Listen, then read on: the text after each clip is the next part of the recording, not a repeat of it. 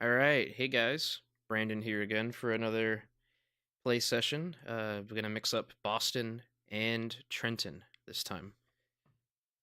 Want to do some different things that I haven't done before on these. Not sure we'll be able to find that on Trenton, but there's some stuff since the patch that I haven't done for Boston. So over the next 10 minutes or so, just wait for people to filter in, see how things sound, see how things look, just like always, and then we'll get into it. It's a cold but pretty winter day here in Rhode Island. It started with some light snow, just like very, very tiny flakes. And now there's even more of those tiny flakes, and some bigger ones are mixing in too. So it's nice to look out the window right at the Northeast Corridor and see the snowfall. Hey, John. Thank you for joining again. I'm doing well. How are you?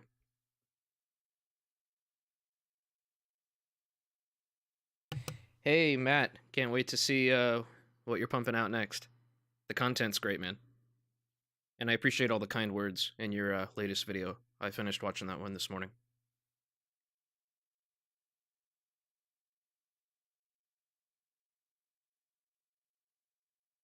Alright, so let me get loaded up in here, because I want to start today in a Stoughton line train, taking it from Stoughton to South Station. And I want to kind of match the weather that I'm looking at outside right now, the light snow. So we're just going to walk around. I think the train that we're going to be taking in, Stoughton train 904, departs at 7:50 in the morning. So we'll start at 7:40, walk around a bit, get in our train, set it up.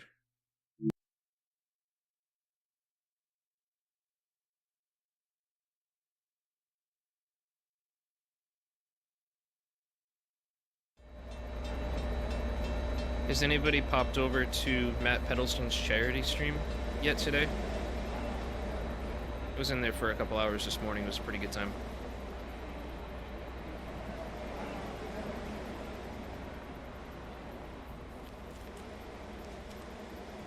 That's kind of annoying that it stops right in the middle of the crossing.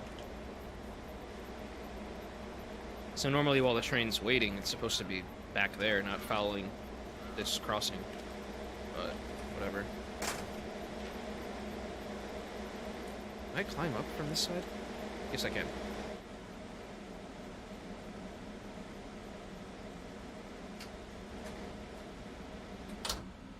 Alright, let's at least get the locomotive set up.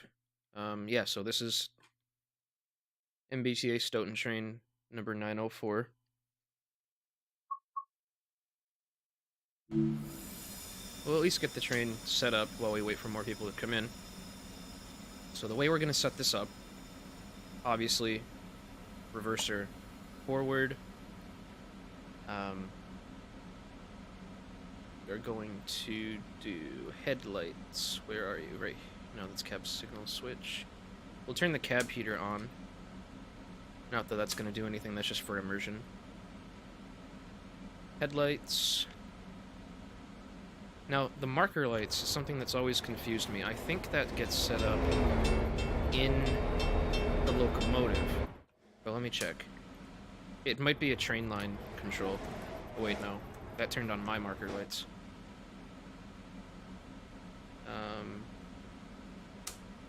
So we might have to go down to the locomotive, and then we'll obviously turn on the safety systems. That's pretty much all we're gonna do for now.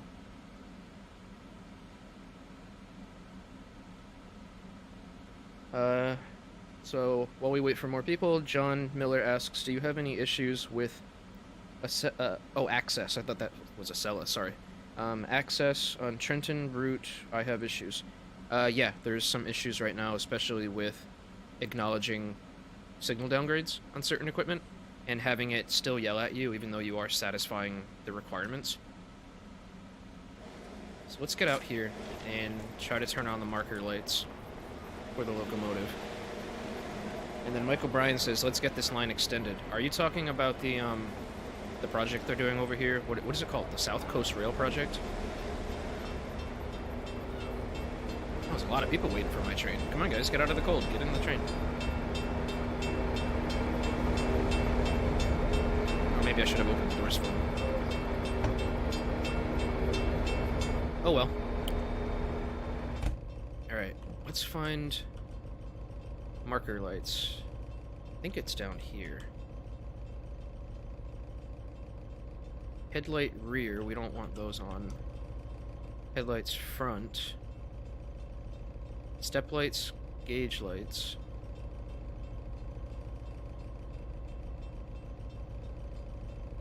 Oh, I forgot to set up the stuff in the top box in the cab car. We'll do that when we get back, otherwise it wouldn't be going anywhere. Does anybody remember where the marker lights are on the F40? Maybe it's up here? Front marker. So now if we go outside, we should see that. Yes, that's what we want. Okay, perfect. We'll open the doors to get these people out of the cold.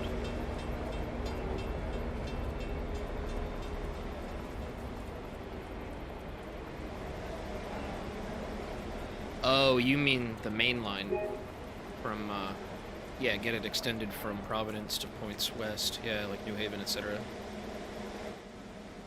I agree, buddy, but that's a big project. I'd love to do it, though. Alright, so this is the stuff I was talking about missing up here. Generator field, engine run, and the electro-pneumatic brake control. Cool. I think that's all we need to do, and we'll get the doors open for the people. Let's see if they actually start moving into the train. I don't think they're going to do anything, because the service hasn't actually started yet. It won't for another 3 minutes. Oops. Next time I took the key out. Doesn't matter, though. Hey, Crazy Dash. Nice to see you again, buddy. Sharon Evans asks, is the Stoughton branch a quiet zone? I don't see any whistle boards on this stretch of track. Not to my knowledge. I haven't read through the operating rules on the Stoughton branch. And I don't know enough about, like, the actual wayside stuff to know if there are whistle boards. It's kind of hard to find footage of this branch. The best you can really do is, like, go into Google Street View and Google Earth or something, and then try to go to these crossings and see if you can see stuff. I had to do that for the signal rework that I did here. I ripped out every single signal except for this one and the ones down at Canton Center. Everything is brand new other than that.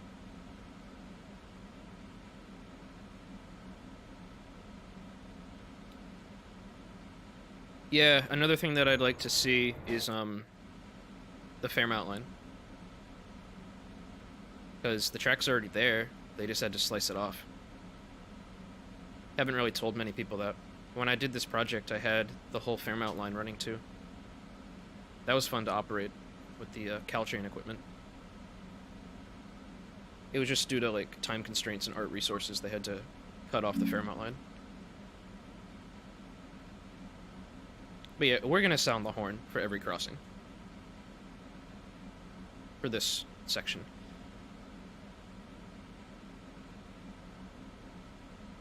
Got another few minutes to wait. Yeah, crazy. So, Fairmount line is made, quote unquote.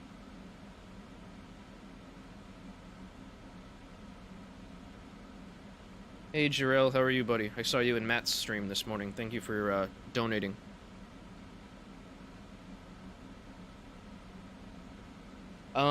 Yeah, it's just a slower commuter line between Boston and Reedville. So, starting at Reedville, and actually Franklin line trains going off here will use it too to get into Boston. So yeah, like this train right here, it's probably a Fairmount line train. Could be a Franklin line train turning into a Fairmount line, I don't know. But anyway, it will go through hill interlocking here, and then down to Dana, and there's a whole bunch of stops. I forget the names of all of them, but they're nicely spaced, so you can get up to speed, and then you have to immediately start braking again. It's all 562 territory, I think, once you leave Dana, right around here. And then there's another, I think there's an interlocking down here called Park. I might be messing that one up. But then that's 562 all the way to South Bay, interlocking right here near Southampton Street Yard. So it's nice. Alright, so our signal just cleared at CP Porter, Control Point Porter. The dispatcher up in Boston, which is up at South Station, has to manually clear that signal for us. So they cleared the route all the way to at least Canton Center. Hey Max, nice to see you again. Thank you for joining.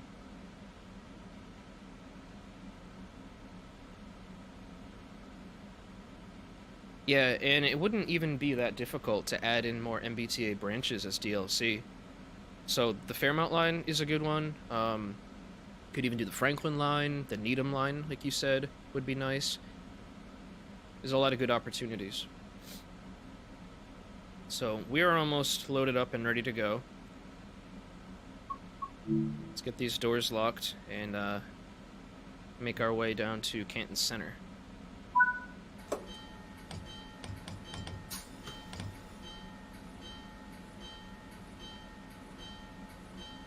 gonna keep the HUD on for the moment. And the brakes aren't released. Oh, did I forget the cutout? Shit, I always forget the cutout. There we go. There's all these little things, like up in the cupboard there, down there, that you end up forgetting. Alright, so the speed limit here leaving Stoughton is 10 miles an hour. Then once the whole train clears the curve, I believe it gets up to 40. 40 is the max line speed.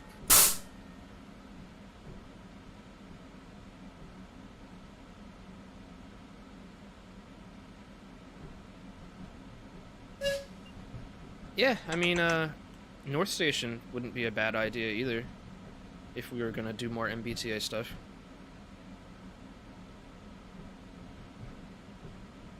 Evening, David. Nice of you to join. While we're just coasting here, Max wanted to ask, what is the difference between Boston and Harlem signaling? So, Boston signaling, for the Northeast Corridor mainline stuff, there's a lot more wayside signals. It's known as 261 territory. So the movement is done between wayside signals in both directions.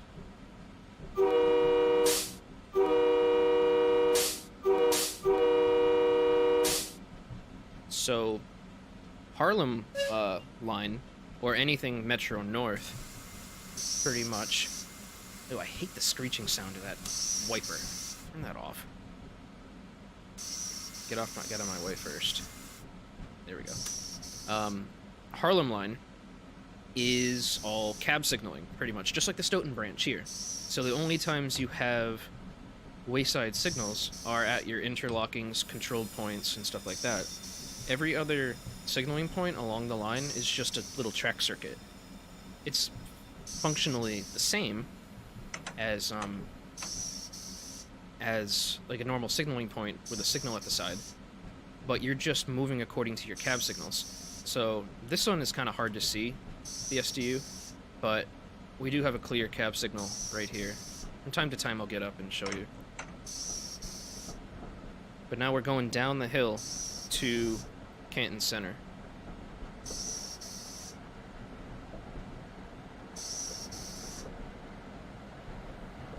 And like I said, speed limit on this line is 40 miles per hour.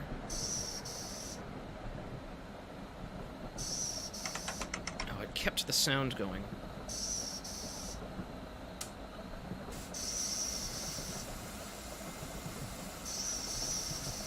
I guess I'll just keep it going.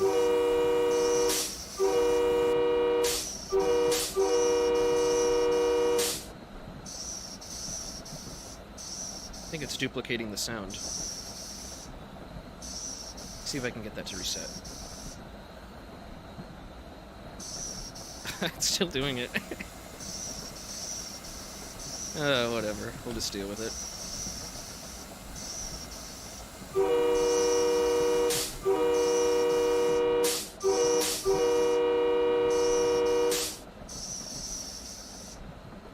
So yeah, you'll notice that all the signaling points that we're coming up to, you don't actually see a signal there. This is all 562 territory. Just kind of like the Harlem line stuff.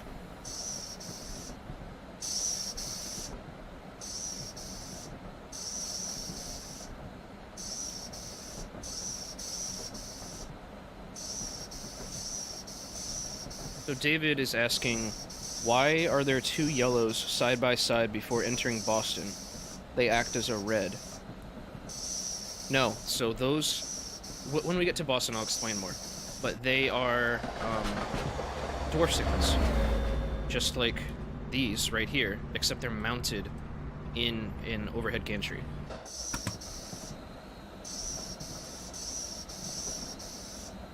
No, they're just position light dwarf signals. If you've seen my signal guide, I explained what those do.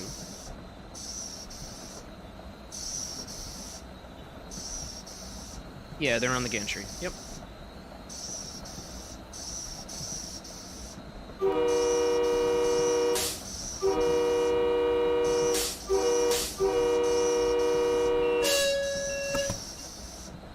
Alright, so that was our first cab downgrade.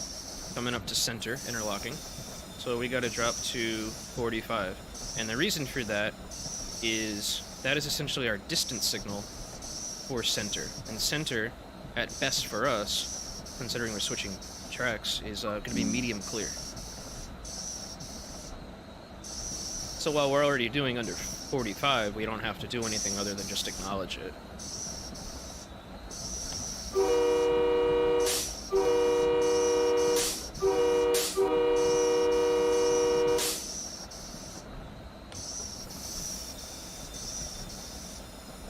Looks like more of the dynamic weather's kicking in. Looks like it's developing into a blizzard.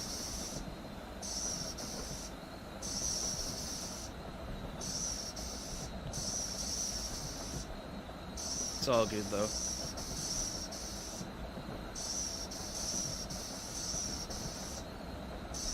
Oh, man. That is some shitty visibility. That's okay, though. Alright, so coming up here at the curve, I'm going to start braking for the medium clear at center interlocking. We'll be making our station stop there.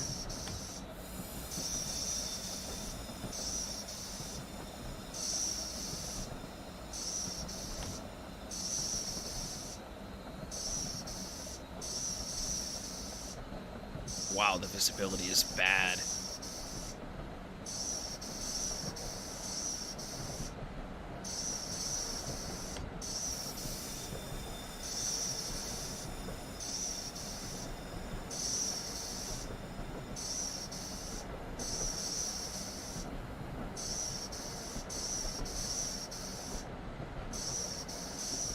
So there's the medium clear.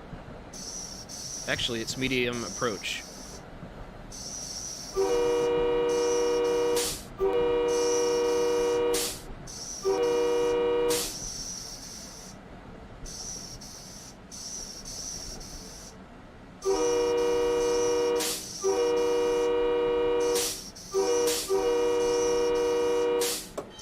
Medium approach at center. Cabs downgrade to approach in order to conform.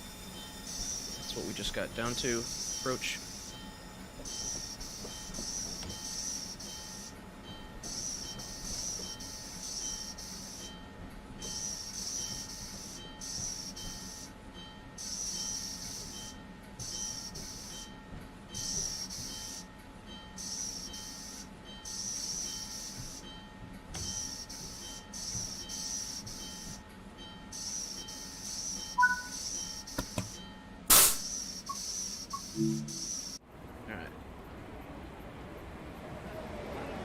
Should have been a pretty good stop. I don't think our ass is sticking out too far.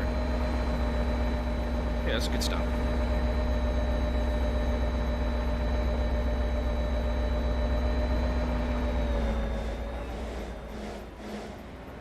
Cool. Let's take a look at chat while we load up. So Crazy Dash is asking, let's get out of here so I don't have to listen to those wipers. A question about access in the MBTA stock. If you get an access reduction, you're able to acknowledge it without any brakes. Is this realistic or no? It depends. Is it some kind of... No, you said access reduction, so yes, it would be a downgrade. No, you should have to apply sufficient braking force. So right now I'm at service 72%. Actually, 75%. You can see my EQ is at 94. This would be a suppression brake application. So just do that. Get it to service 75% or thereabouts. I usually do like 50% because the brakes on these consists feel especially strong. And that satisfies it. And it's about the same rate of deceleration as on like an Amtrak train.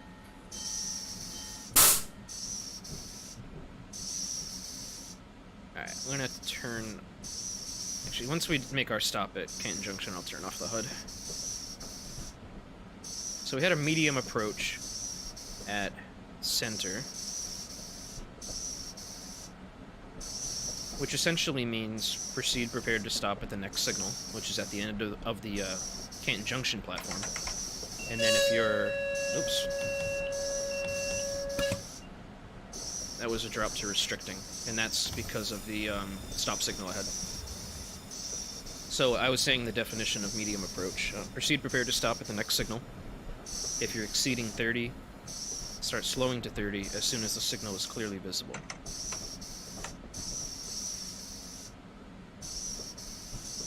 So we slow down well in advance.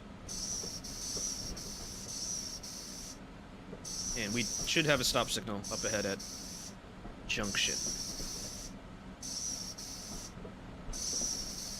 Yeah, access is kind of bugged across the board. It's way better than it used to be back in the early days, but yeah, some of the functionality does leave a lot to be desired. But it's not totally unusable, and it's gotten quite a bit of improvements as part of the Boston patch. Like, we were able to squeeze in some fixes to that.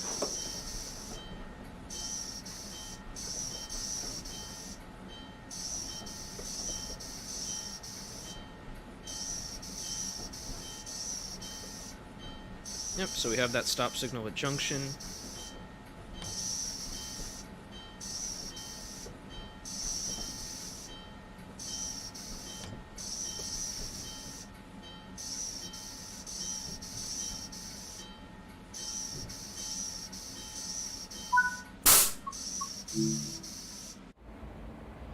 Let's take a look around. That should have been a fine stop. Yeah, it was, we're 6 cars. There we go. Got these guys right on the high level. Love it. Perfect. So, I don't think there's anything necessarily... No, there's no trains getting routed through here. There's no other trains. Yeah. This is just a dispatch beyond instruction thing. So I'm thinking as soon as we load up, that's going to change to limited clear.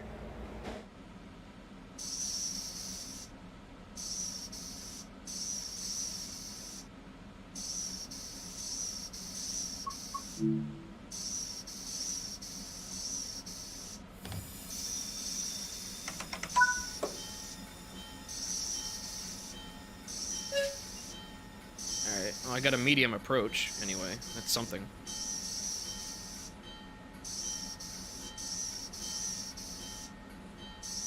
Why the hell do I only have a medium approach? Ah, another dispatch beyond instruction issue with the service. That's fine, though. Because that's going to mean that the signal here... Stop and proceed. That's kind of annoying.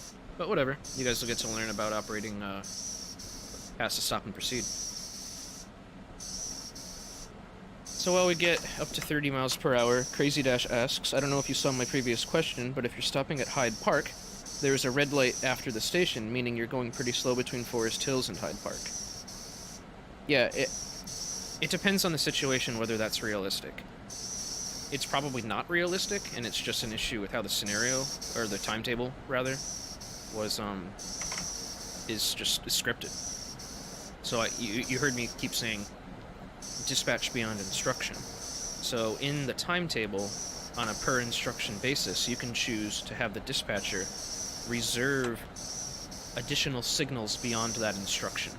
If you don't, then the dispatcher's like, alright, we're not going to try to reserve anything past this, so that's why you start having restrictions coming up to that point. Because the dispatcher hasn't reserved anything additional for you beyond that. And that's a common plague with this timetable. And I believe that's what is happening to us right now, because there's nothing stopped at Route 128, so there's no reason for us to have a stop and proceed at the transfer distant right here.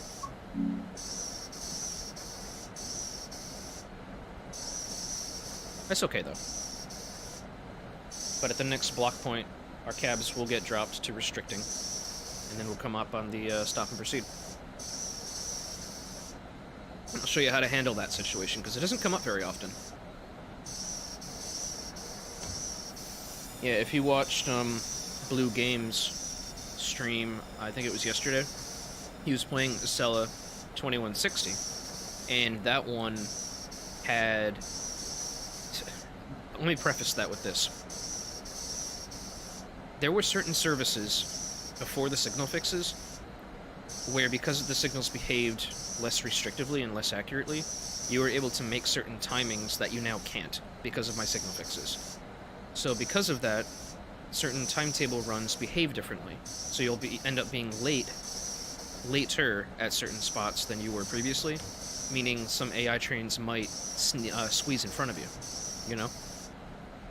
And that was an issue with Blue Games' run in Acela 2160 yesterday, because the Acela that should have stayed stopped for him at, here's the restricting, that should have stayed stopped for him at Attleboro for him to pass, ended up passing in front of him at Attleboro. So he was literally following this commuter train all the way from pretty much South Attleboro to Route 128.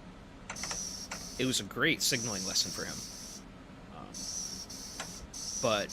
And he even admitted it. Like, this is cool and everything, but I wouldn't want to do it again. And I totally hear him on that.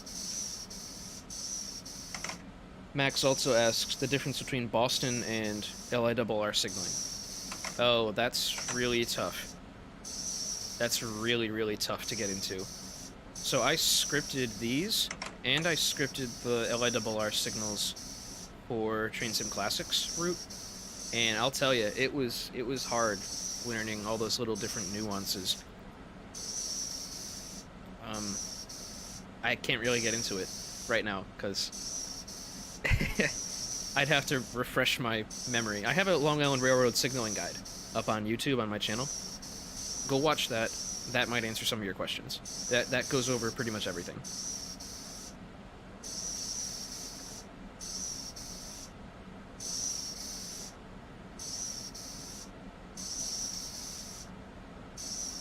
Alright, so we're coming around the curve at milepost 215.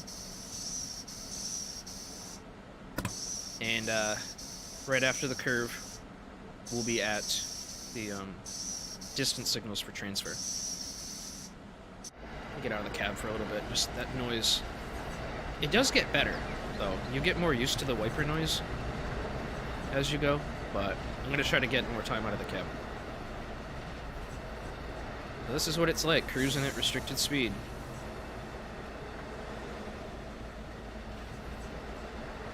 It's funny how the visibility only gets bad when it's in front of the headlight.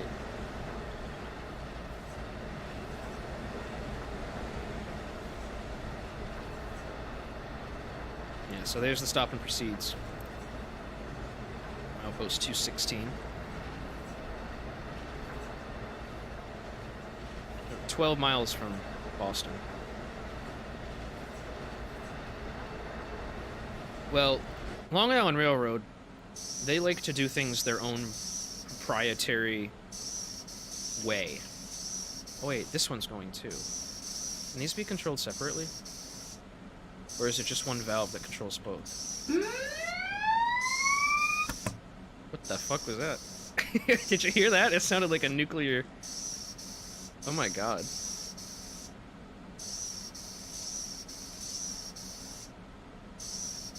That's funny. I was like, alright, I'm not gonna get out of my seat again. I'll stay seated. That was noisy. Alright, so we're coming up on the stop and proceed. So the rule is come to a complete stop and then proceed at restricted speed. So kind of what we've just been doing. So you come to a complete stop, sound your bell, release the brakes, and then you can proceed past this at 20 miles per hour. You're not gonna spad, you're not gonna get bumped out of the scenario for passing this. This is not an absolute stop signal. You're meant to be able to pass it because of the presence of the number plate down there. That indicates that its most restrictive aspect is stop and proceed. Now, if it was a home signal and that number plate was not present, you would not be passing it. Make sense? No, I don't think that was the alert. Maybe it was. But it sounded like the warning, like an air raid warning or something. Like nuclear missiles coming at us.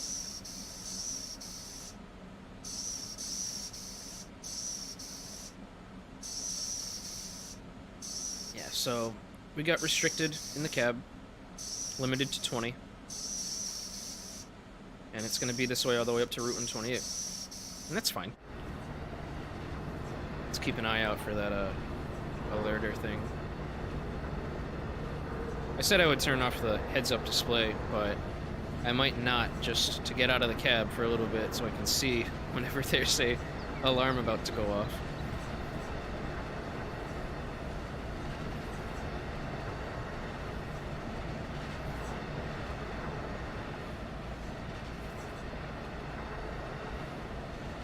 I imagine things should pick up significantly once we clear the route. Yeah, Dave, a lot of people get confused by that, but just know that distinction and you'll be fine.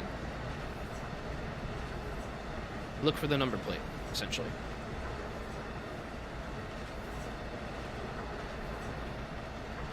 Oh, that was the second level of the alerter because I didn't respond? Okay, that's good to know. Maybe I didn't know that because I never usually let it get that far.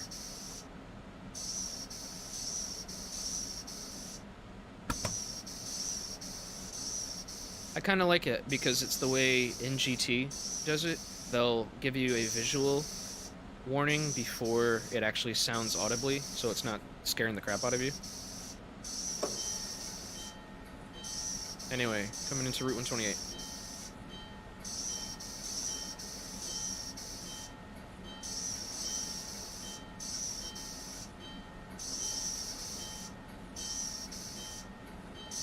I don't know if during a blizzard I would necessarily have an umbrella.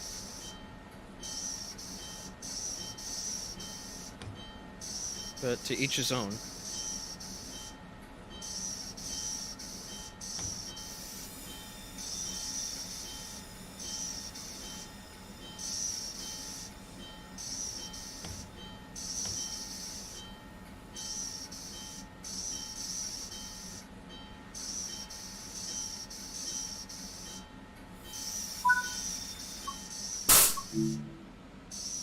Alright.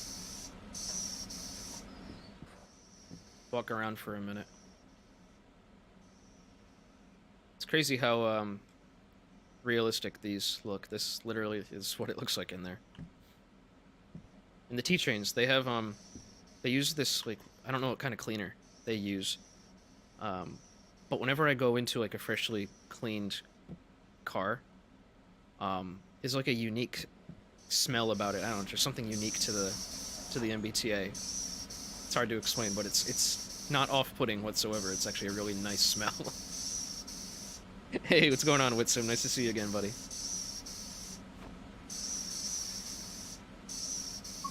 Alright, once I see my next station stop, I don't know if we're stopping at Hyde Park or what. Ruggles. Oh, that's a good stop. Alright, I can do this without the hood.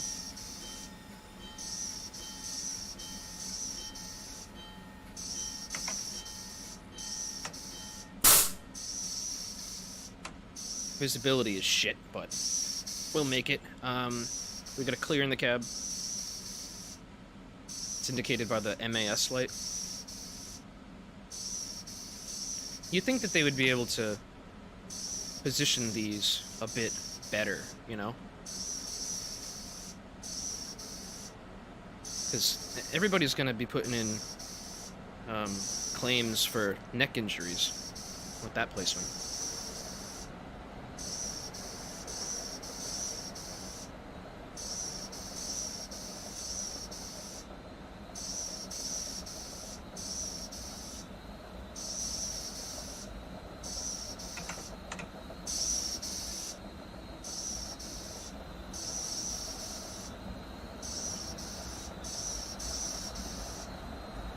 There comes ACS 64,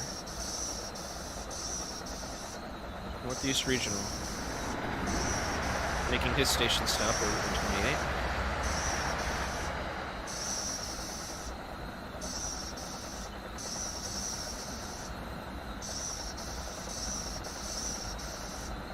Yeah, so I'll switch at Forest for that move.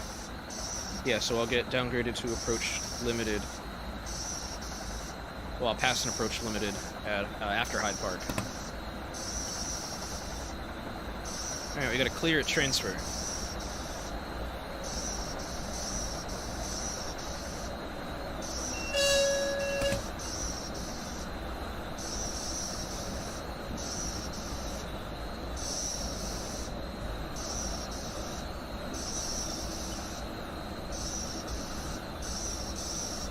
Yeah, Mr. Railbuff, I know you're Chris.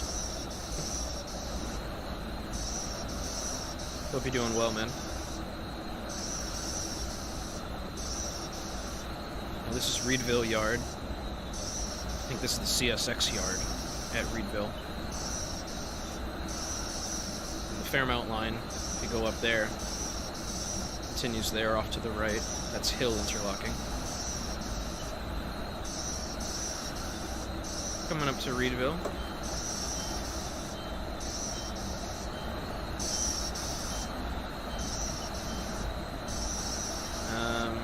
We're getting approach limited all the way back here at Reed. Okay. I'm guessing it's a dispatch beyond instruction issue then. Or maybe something's in front of us, I don't know.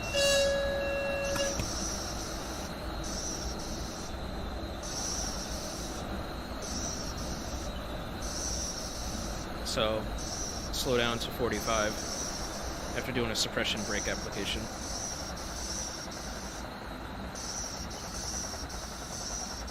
I'll check what's going on ahead once I've slowed down to 45 and released the brakes. Alright, let's take a look. Nothing there. Nothing all the way up to Forest. I do have a stop at Forest. There's got to be something coming by. Yep, right there. That's another MBTA train, probably a Providence line train. So that's what we're waiting for. Once he clears Forest, we're gonna get bumped right back up to clear. So it's kind of cool. You might think, oh, this is ridiculous. The dispatcher hates me. They're keeping me at slow speeds. Blah, blah, blah, blah, blah. But there's usually a logical reason for it. And there we go. Switches have been realigned. We're allowed to get back up to line speed.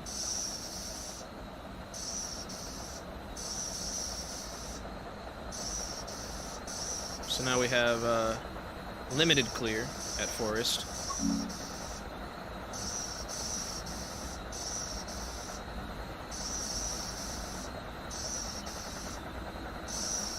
Yeah, so to get over to track 3, to stop at Ruggles, you have to switch either at Forest or even earlier But usually that's why they have forest and plains interlockings there.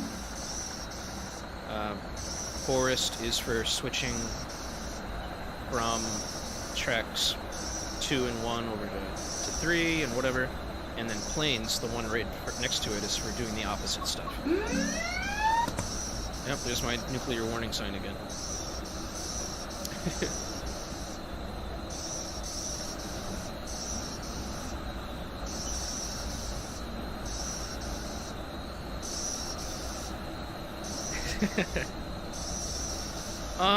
No, MBTA and Amtrak actually work pretty well together. I don't know, because that's another MBTA train. That wasn't an Amtrak train that was stopping us.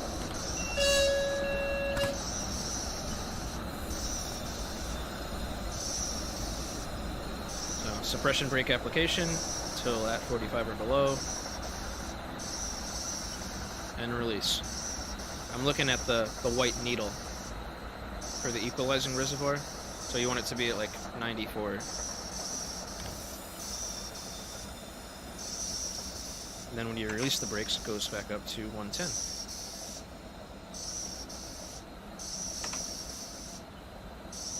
John S. Gaming. How are you doing, buddy? Thank you for joining.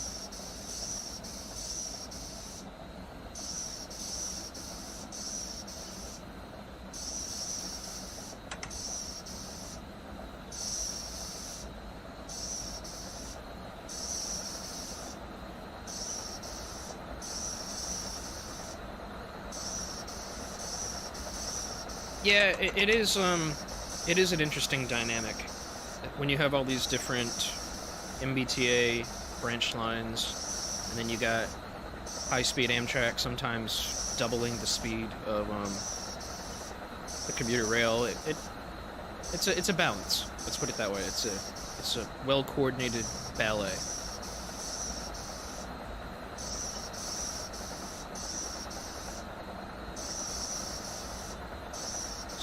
After this curve, we're going to dive down into the Southwest Corridor Trench and switch over at Forest. Let me actually get down to Forest right now.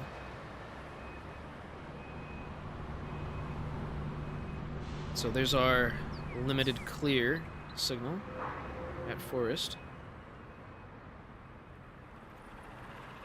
I'm fiddling around with the throttle so the alerter doesn't go off on me. I'm going to apply a minimum brake application, because you are going down a 1% grade here.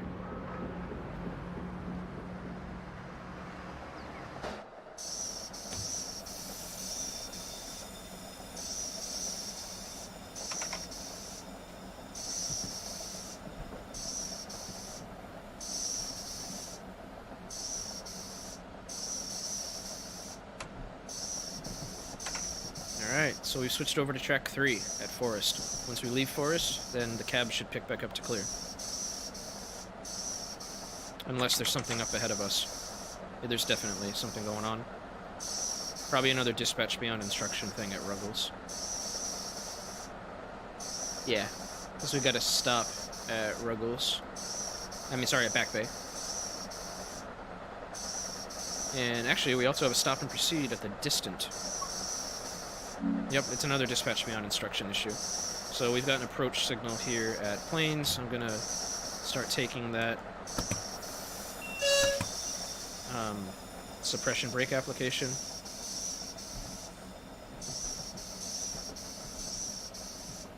I'm gonna be slithering along for a little while. It's okay though. Get to see some adverse signals, which is always interesting.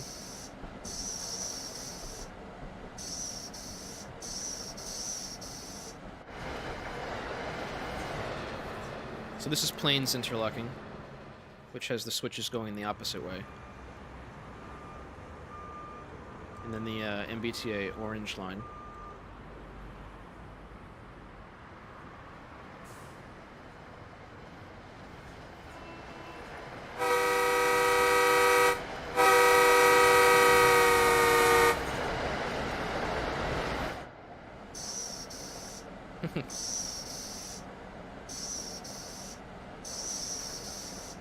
No, this has always been one of the quieter parts of the corridor, except once you get into, this area. Like, once you get past, let's say Reedville, things kind of go their separate ways. Like, the Needham branch is already split off at Forest Hills. The Franklin line and the Fairmount line split off at Reedville. At South Station, all your old colony lines continue down here, and you never see those again on this route. Worcester line at Back Bay.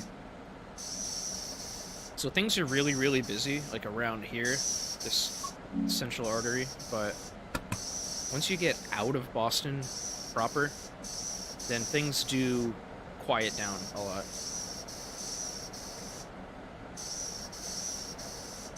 In that cupboard down by my feet on the left? What are you talking about, David?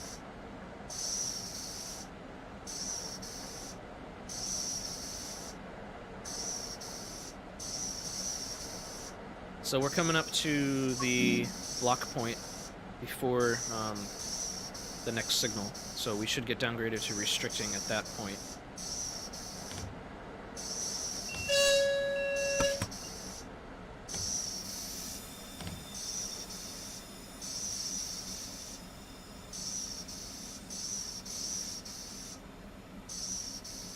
Oh, sorry. I missed that question from John about where to find the NJT safety systems. So I was like, what is David talking about? It's all good.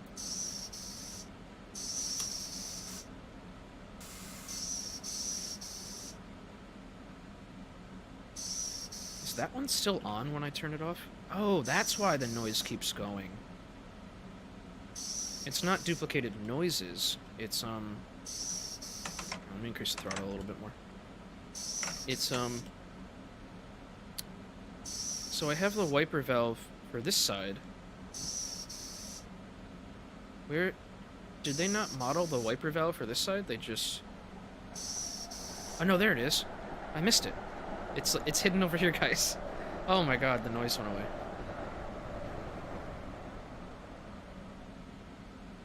That's cool. Alright, now I can turn this off.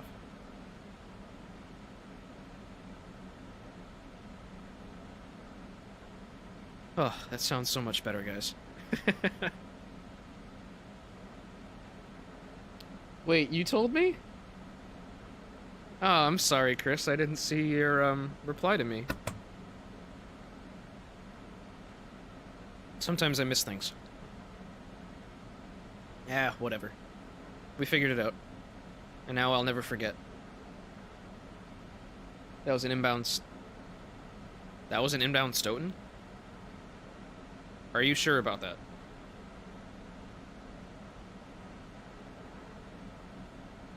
Because we're an inbound Stoughton.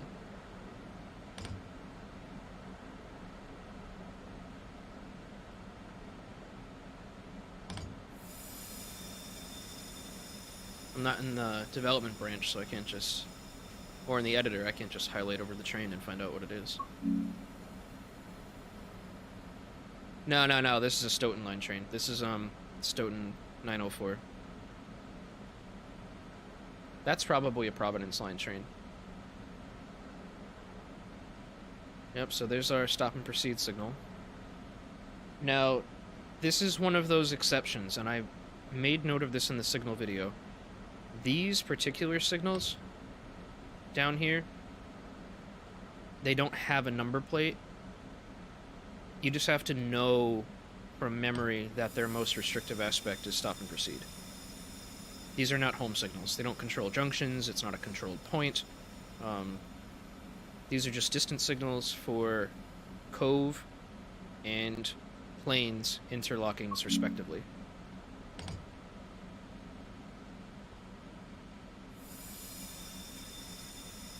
So, again, complete stop.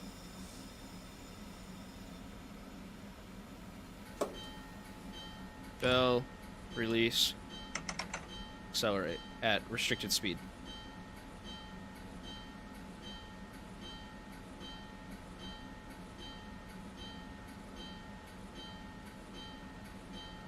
I don't even think it's a matter of money. Oh, there goes the Northeast Regional by my house. I don't even think it's a matter of money, Matt, for the editor.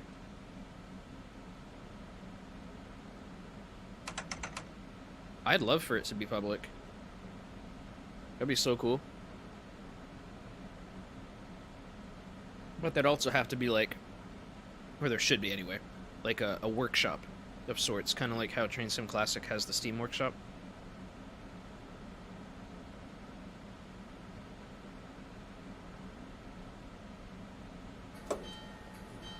Alright, so we're coming into Ruggles Trek 3.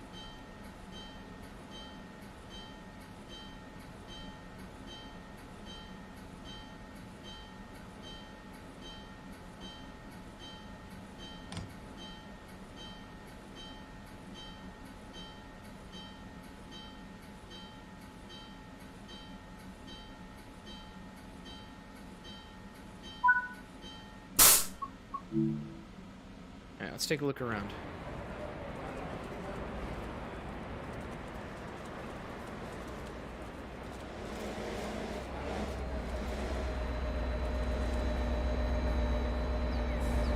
Pretty good stop. I could have gotten that last door on there, but that's not a big deal.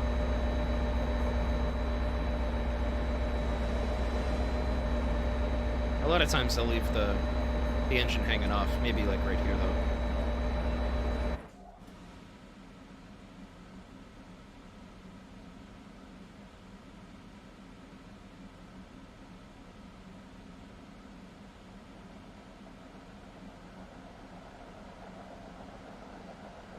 No, I don't think you have to do two shorts on the horn before moving here. No, it's just the bell. Are you talking about before the stop and proceed? Just for normal stops and starts, you don't have to do that here.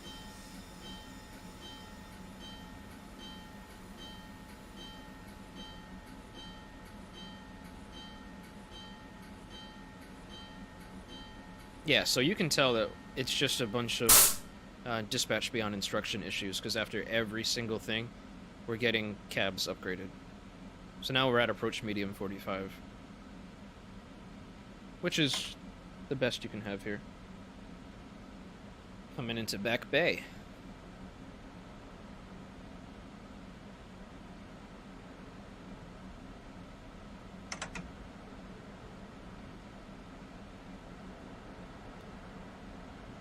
The editor is fun. It's challenging to get to grips with, but you can do almost endless things with it. I mean, that's how I made this route. Back then, there were almost no tutorials. They've since written a lot of documentation for their own employees, but...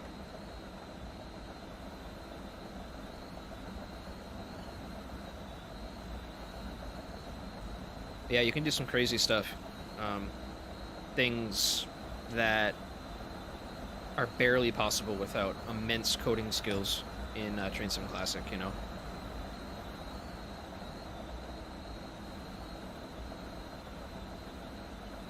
Chris, type C around this curve is 25, right?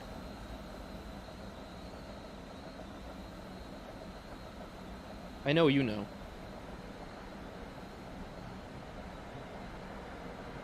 Oh, at the stop and proceed. Okay. I've never seen that operating rule. That you had to do 2 blasts of the horn before passing a stop and proceed.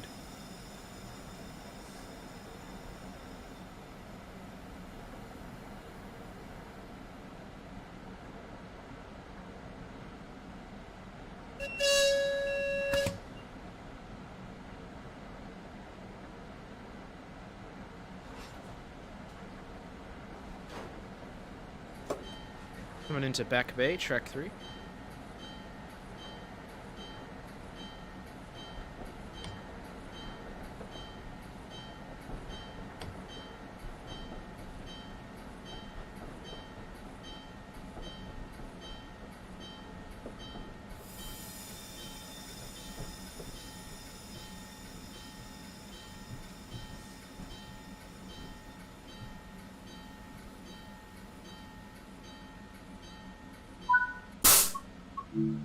Let's see how good that stop was.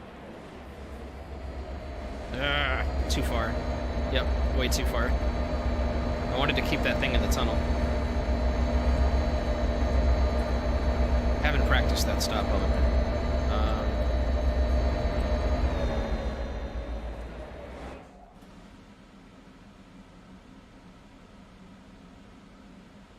Yeah, it's timetable stuff, Chris. Things that people have talked about ad nauseum.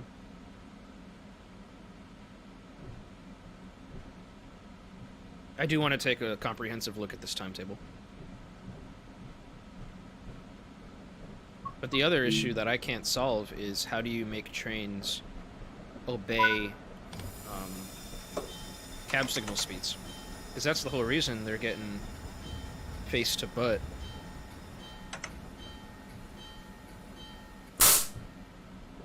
Because when they're supposed to be slowing down to 30, they're still going 80 because they don't care about cab signals. That's the whole reason they get bunched up like that, guys. See? Now they're both going again. That's cool, though. We get to race a train. Oh, never mind. He's got to stop at Cove.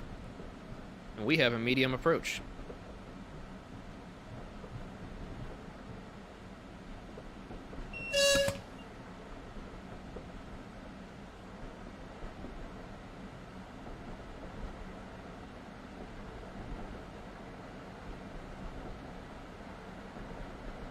Yeah, so this is Cove interlocking.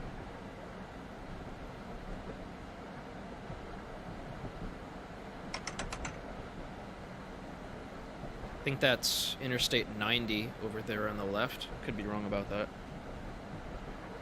I think that's I-90 though. Milepost 228 right there. Less than a mile from South Station.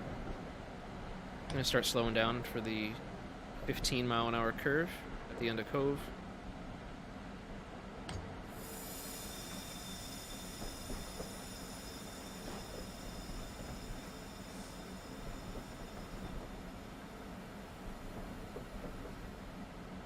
Oh, yeah, that. It looks orange. I don't even know why they use these. They just use the STU. So, I don't know.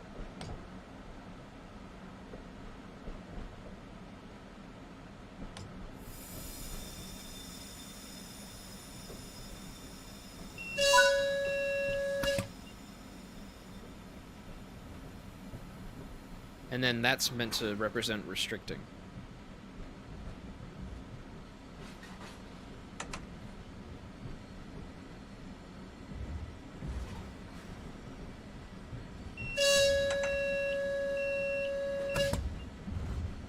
And we have slow approach, Tower 1.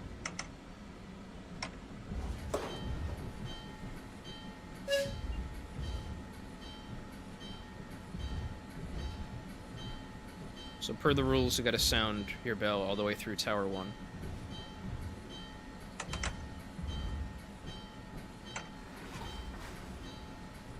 Let's see if I can figure out what track we're getting routed to. Probably like 4. Let's see. We're moving over to there, so maybe it's 1, 2, or 3.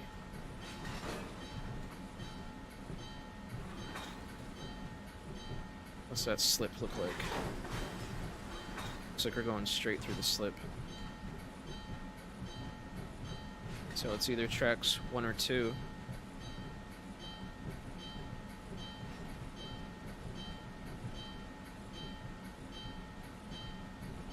Oh, 1, 2, 3, 4, 5, 6, and then it keeps going on from there.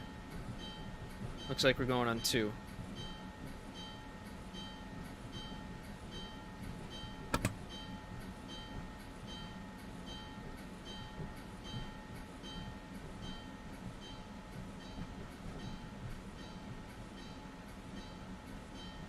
Just a matter of time, Jonah, you know, like, it takes time to make these models and locomotives and everything. They would have had to make 2 cab cars. It's just a lot of effort. There's no saying that they can't include that as a future DLC. In fact, I would urge them to make the bi-levels and the HSP-46 locomotive.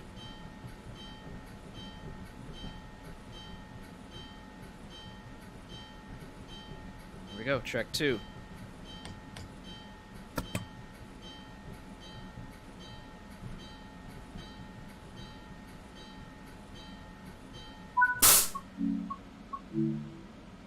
Welcome to Boston South Station. That was a very long Stoughton branch run because of those screwed up of objectives with the dispatch beyond instruction and all that. But hey, at least you guys got to see that. Would never expect a Stoughton line train to take an hour. So now, I want to do an Acela from Boston to Providence. I haven't done that on stream yet. Do you guys have a preference on time of day? Well, not necessarily time of day, but weather conditions and stuff like that. Is there any specific one you guys wanted to see starting from Boston? So it's going to be an even numbered train. Can I do a night run? Sure, Jonah, I can do a night run. You could either do like an early morning run on 2151. That leaves at 5. That would still be dark, so it would be like a sunrise type thing. Or we can round the day out with 2175, but that's only 5 in the evening. So thunderstorms. Oh shit. You guys want to challenge me? Okay, I'm down for the challenge though. Alright, so how about this? We can do 2151. Or do you want 2175, Chris? Okay. We'll do 2175. What time of year would that be closest to night? Like towards the end of December, right? Because the sun starts setting. How about we do like mid-November? Yeah, like Thanksgiving or something. And then we can do it in a lightning storm. I'm sure we've had that here before, Thanksgiving lightning storms.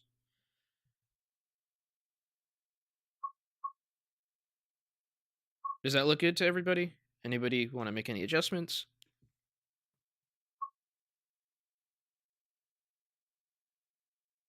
If not, we'll get this bad boy going. This looks like a fun one. I haven't operated 2175 yet. Not since the signal fixes.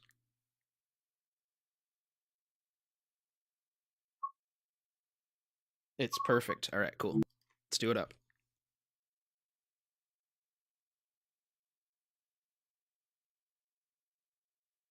I do love the sounds of the rain and the thunder sounds too. Sometimes you even get to see individual bolts of lightning, which is quite nice. Sweet. All right. Let's get everything set up. Reverser forward, enable ATC access and the alerter. Front headlights full, ditch lights automatic, that's fine. And turn off the console light.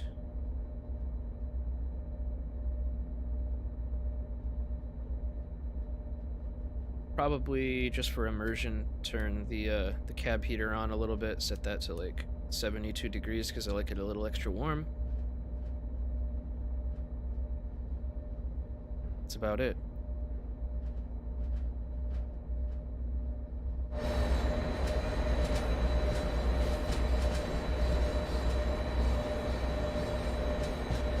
Doesn't look like much yet. Whoa. Oh, it's gonna be a lightning storm with like snow. That's interesting. Okay. Maybe because of the temperatures. Thunder snow.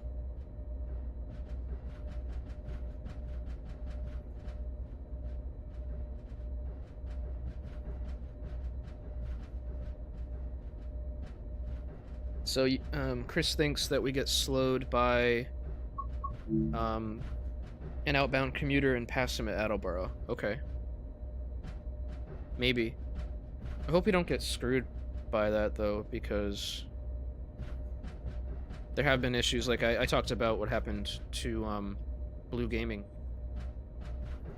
yesterday, where the train was supposed to stay for him at Attleboro, but because he didn't get there fast enough, whether because he was just delayed or the signals did it to him, the dispatcher let the AI train go by. So, anyway.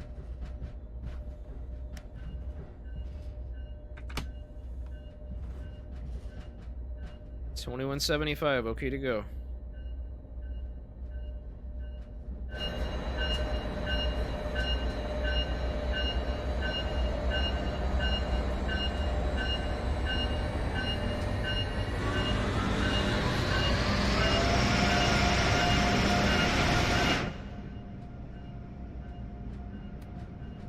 Yeah, so right now it's just like some light snow.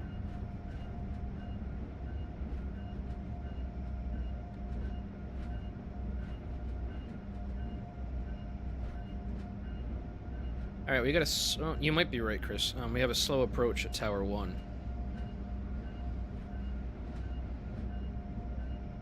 Meaning the next signal at Cove is either going to be a stop or a restricting. So, we're following something. He's probably at Ruggles. Yep, he's at Ruggles. So, until this train clears this next signal, we're going to have some less than favorable signals, which is fine.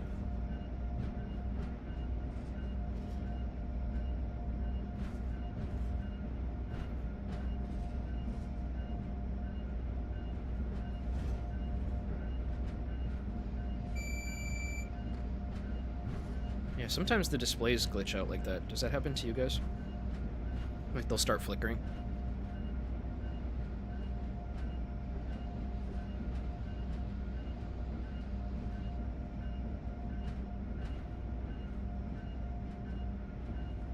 So Crazy Dash asks, what do you recommend for accelerating in the Acela? I noticed that no matter what throttle position you go into, you go no higher than 45 newtons. Oh god, if we're talking physics, I'm sadly not the guy to talk physics about. But I don't recommend you go straight to full throttle, like some people do. Especially in these track conditions. You might have to use some sand. Alright, so we have a restricting at Cove, which makes sense, because that's what you would have in real life if there was a train stopped at Ruggles. But once he clears, then the cabs should upgrade to approach.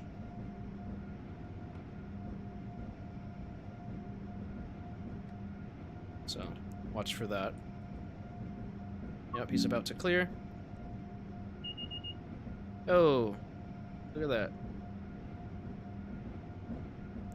So one of the rules with operating at restricted speed is that once you get a more favorable cab signal, you have to wait one train length, or 500 feet, whichever is greater, before increasing speed.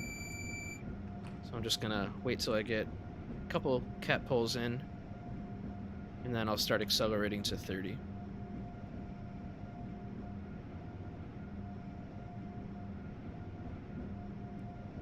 Yeah, the Acela can slip pretty good, but that's why you got sand.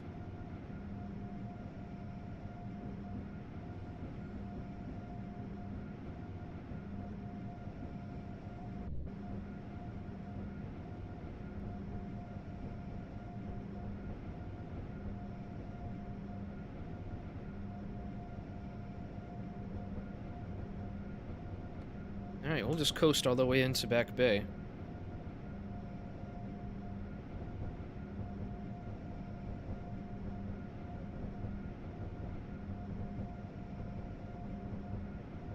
Ah, so it's 2173 that does what you said. Okay, so we should be good all the way to Providence. Good stuff.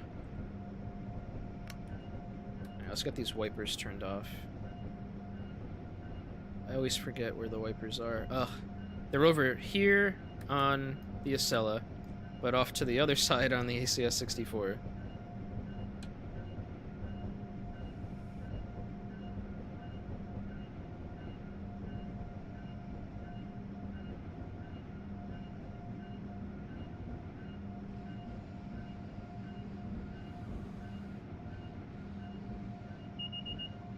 That was a good stop. Alright, so the cab's just upgraded to approach medium, meaning that train in front of us just cleared planes interlocking. I just want to confirm that. Yes. So. He's actually switching tracks. Cool. Doesn't concern us. Yep, and because he just got out of the way from our track, dispatcher realigned the switches, so now we have clear 125, which is our most favorable aspect. Let's take a look at our stop. Look at that. That's a peach. No, that's not overshooting. They'll usually pull the loco into the tunnel a bit. It's not an overshoot.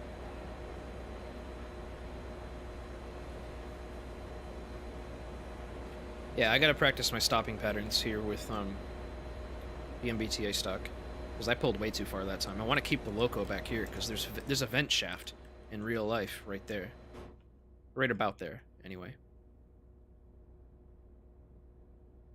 so that's to suck up the fumes. Oh my god, in the past, and Chris will attest to this, Mr. Railbuff, that sometimes you go down into the back bay tunnels and like the smoke down there, the smog, obscures your vision a bit. And, yeah, I mean, it's noticeable. So you want to kind of go to the other end of the station. If you're ever rail fanning here, don't want to stay in this area too long.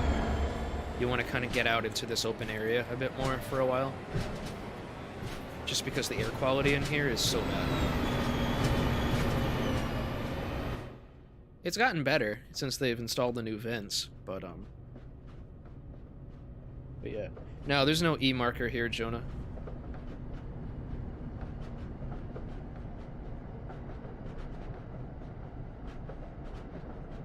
Just gotta wait another minute and we'll make our way to the route.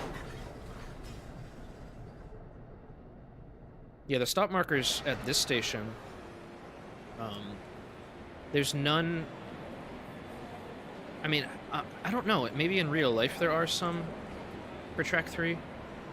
But I mean, you only, in the route anyway, and they were pretty thorough when they decorated this. I know the guy that added these signs. And we were pretty thorough about where the placement of these signs were. So I don't know. Alright, let's go to the route.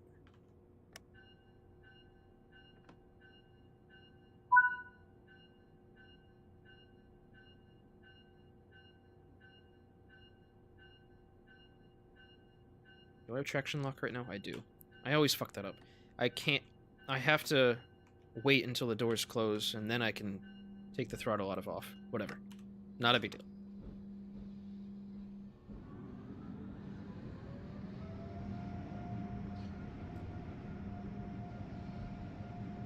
Yeah, I don't know if the numbers...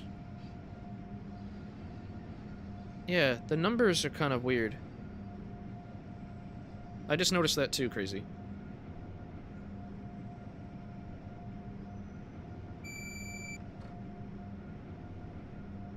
I'll have to go back and look at the footage I have. I know that in real life they don't even care about the stop markers down here. They'll use them more at like the other open platforms, like Mansfield, for instance, or something.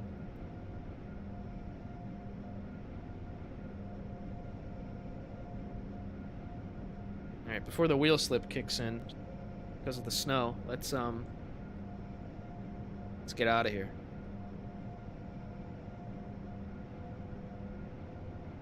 Milepost 227, this is where we get the upgrade to 120 miles an hour.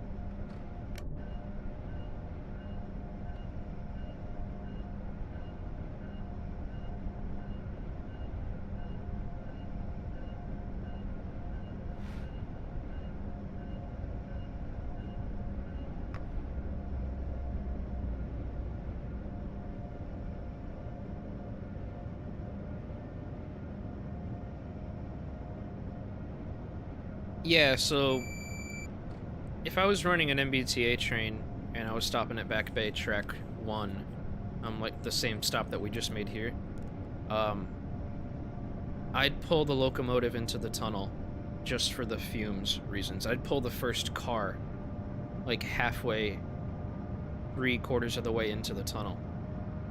And you don't even open the first door on the front of that first car. You just open the rear door on the first car.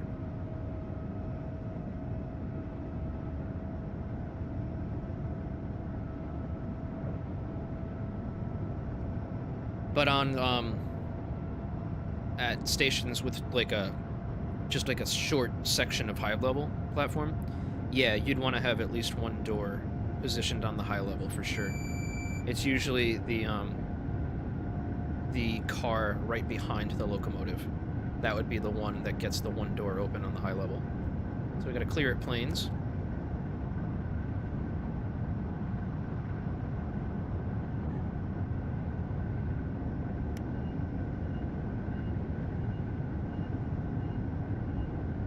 That train looks like it's waiting for us to pass for it to switch tracks.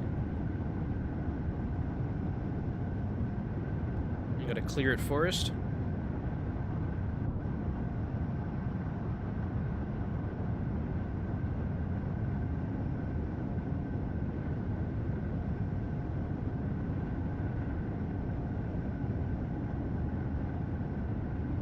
About 6 miles away from Route 128, I think.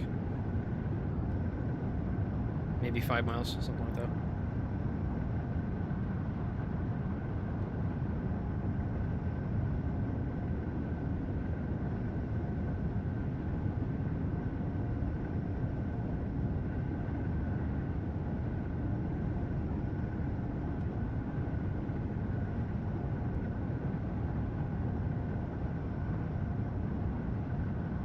Next station we're going to be passing is Hyde Park. So the distance signal here for Reed interlocking is a clear, which is a good sign that we're clear all the way through Route 128. You'll start to see downgrades there, and even see a cab downgrade earlier than that if there's something up ahead at like transfer interlocking. If something's going on at Route 128, you'll get a downgrade around that point.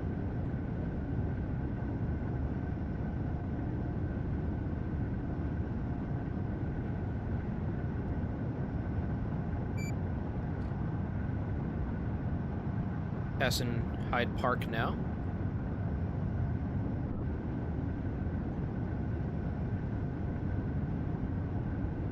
And we're getting sort of close to where we're going to start braking for Route 128.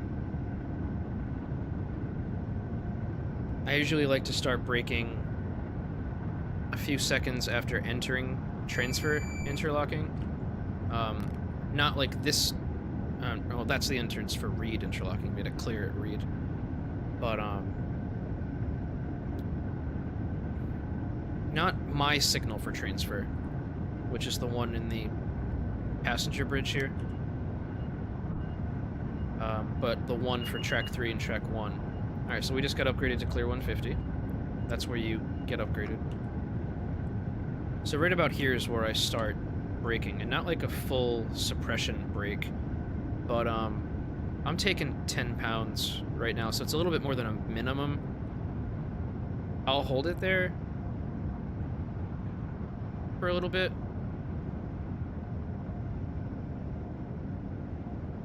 Because I want to be about 100 miles an hour when I hit that point, and I'm at 102, so I'm going to put a little bit more air in the cylinder. So this is just under a suppression brake right now. And you can tell that the ADU is flashing suppression. We're not quite there. If we were there, it would be solid yellow.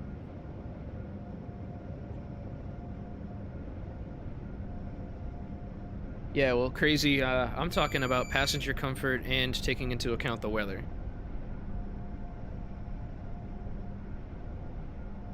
So I'm coming in pretty good, actually. I'm gonna put the brakes into suppression once I hit this lower level platform. And our goal is to hit that E sign. That is the Acela Express stopping point. I'm gonna put a bit more oomph on it. Yeah. I came in a bit too hot. So that's fine. I gotta practice that. Especially in the snow. Not a big deal. The whole train's platformed, so.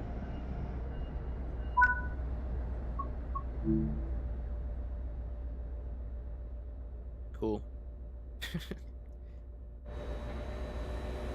Not a bad stop.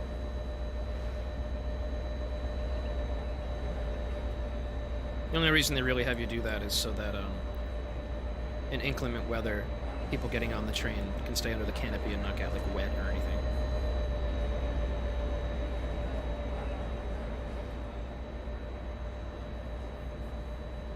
Yeah, I came in a little bit too hot. If I was hitting that first part at like 45 and then put the brakes into suppression there, that would have been better.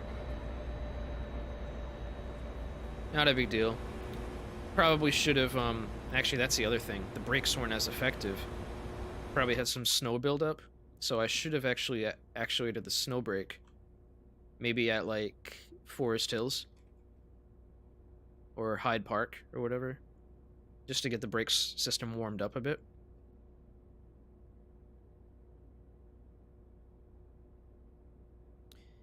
Yeah, I don't know a crazy amount of braking, only what Mike Cam taught me.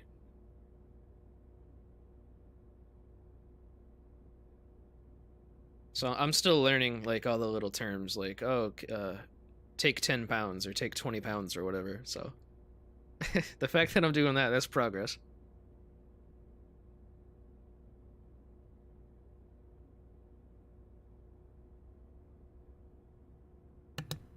But yes, I could have done some blended braking there as well.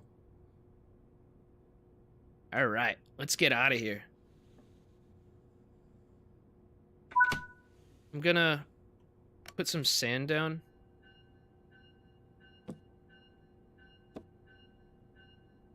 Just to help get a little bit more traction. Did I do that again? I did. I'm a dummy. Same thing with the doors that I did last time. So, I do this with the NJT equipment. Because sometimes I'll be going uphill a little bit. And, I'll want to have a little bit of the throttle going before I release the brakes and before the doors are fully closed, because there's a bug where the doors take forever to close. So I can't be on time, so I've been compensating with like using a little bit of the throttle before everything else, just to get things kind of moving, get its blood pumping. So unfortunately that's carried over to this, and it's screwing me. It screwed me twice so far.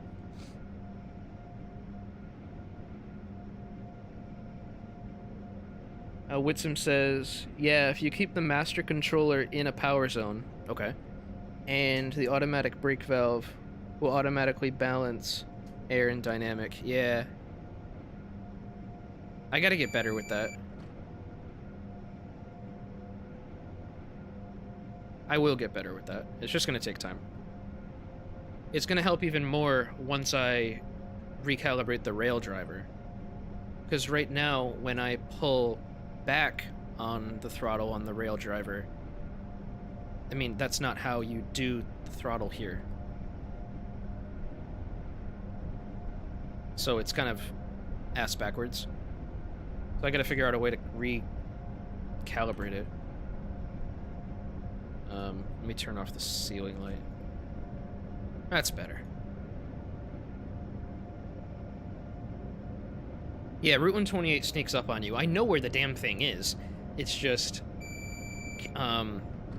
there's so many other factors that come into where you should brake and how much you should brake in inclement weather like this.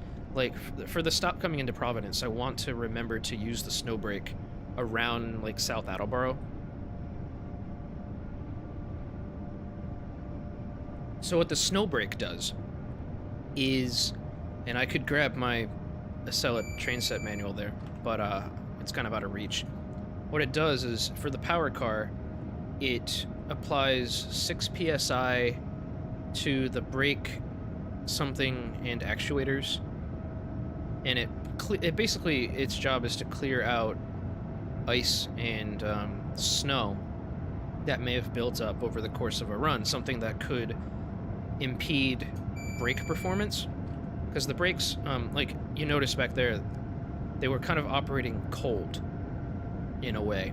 So it takes some time for them to warm up, and it's especially problematic if there's snow and ice build up there.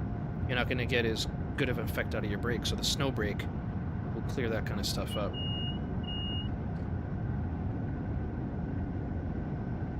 So we're coming up to the dead section up here. After we clear the curve at the viaduct, you'll see the yellow DS signs, meaning that we're about 15 seconds away at track speed from that dead section.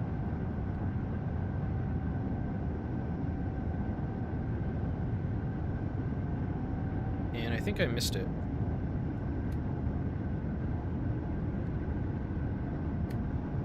I didn't see them. But anyway, we opened the MCB before hitting the dead section. And then that's the end of the dead section. Just gotta wait for the whole train to get through it. Close the circuit breaker. And then we can accelerate again.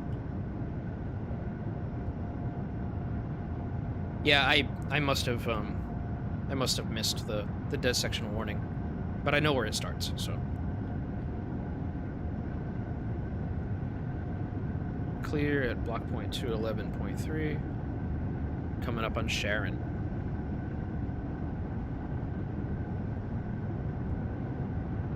That's a good question, Crazy. I don't know why they don't have dead sections down in the NJT part of the route.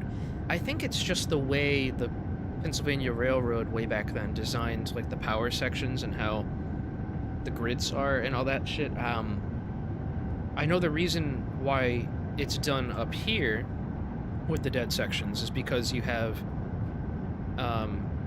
like back there at that dead section you have the Sharon substation. Or is it the Norton substation? No, it's Sharon substation. So at that point you've got two different providers of power putting power into the catenary, and those two providers could be supplying power that isn't exactly the same, you know, like out of phase and stuff like that. So they put a break in between where the different power suppliers put their power into the lines in order to alleviate any issues with power being out of phase between each side. Yeah, I don't know how they can go such long distances down there without having phase breaks.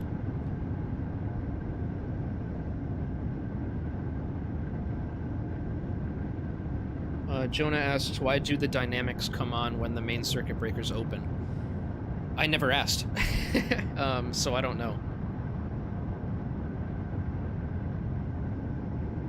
I do not know.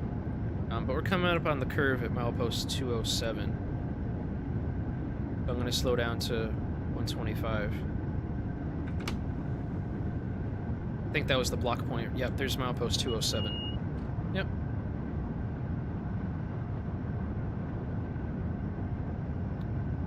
I'm sure there are plans to upgrade the catenary across the entire corridor. I mean, that's what they kind of had to do with that section in New York to Trenton that allows you to go up to over 135 now. I mean, that had to be upgraded to constant tension catenary. I think they replaced some of the old poles and stuff like that. It was a significant overhaul, but for them to do that across the entire corridor would be a significant investment, you know? Like, that's a lot of money. Yeah, I know, Chris. That was your spot, 207.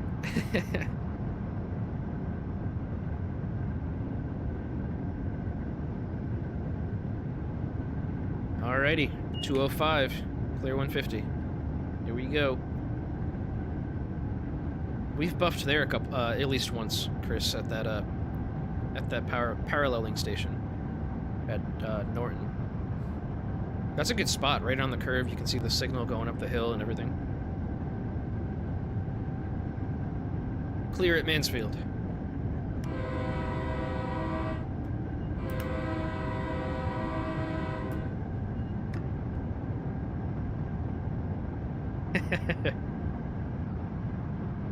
I know, you'd be begging for horn at Mansfield. Yeah. There's fences everywhere. I'm not gonna do this according to the cruise. I'm gonna hold it at 150, 151. Get the full sensation of speed. That's a beautiful thing to say, man. Clear 150.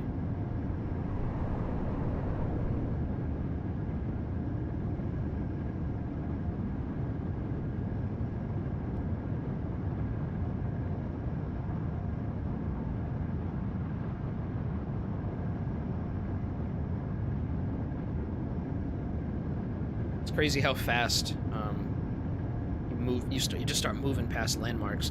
We're already coming up on, I think, milepost 201. Is that what's up over here? Yeah, 201. Just past it. So we're getting kind of close to the next dead section. I forget the name of this dead section. I mean, I know it's like Attleboro, Mansfield area, but I forget what they call it. There's like names for everything around here. That's one thing you start to learn.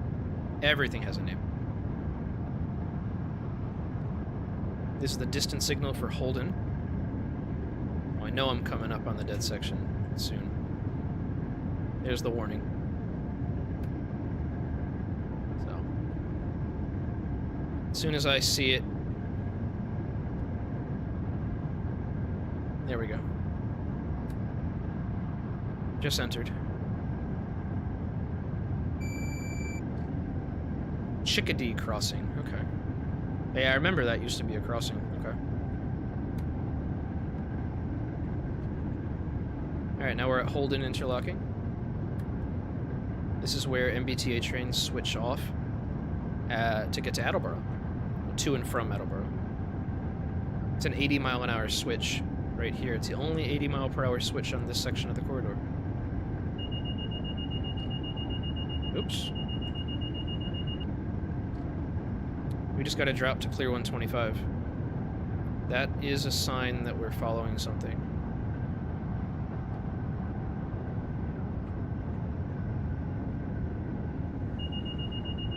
And we just got another drop to cab speed 80. That is part of the progression. When you're following something. I don't know what... Probably following a commuter. He's probably stopped at South Attleboro. Or... Yes. He just left South Attleboro. That's cool. That's a little bit different. I like that. I'm just going to keep the brakes in suppression because we're coming up in an approach limited signal. Just have to acknowledge the cab downgrade. That's cool. I like that. Well, now I don't need to worry about my brakes warming up and having to use the snow brake. I might do it anyway.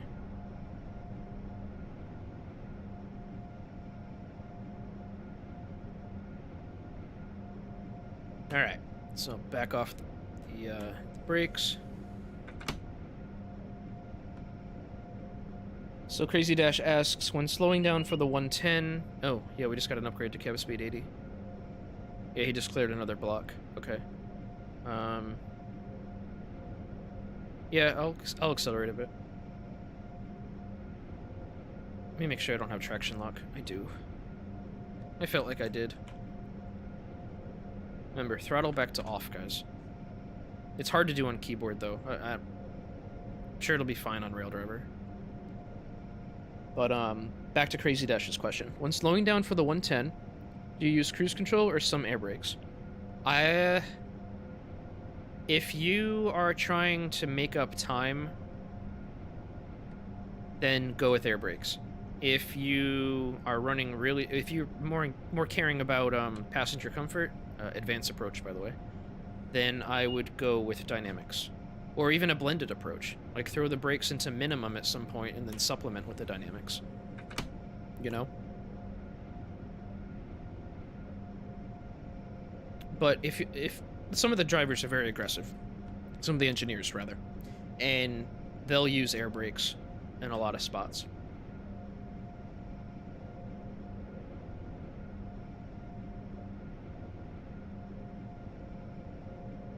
But for smaller speed drops, like 150 to 130, you're better off with the dynamics, you know? But for something like what we're coming up to now, which is 125 to 60, I mean, definitely air brakes. Especially because you have cab signal downgrades you have to comply with anyway. So air brakes for sure there.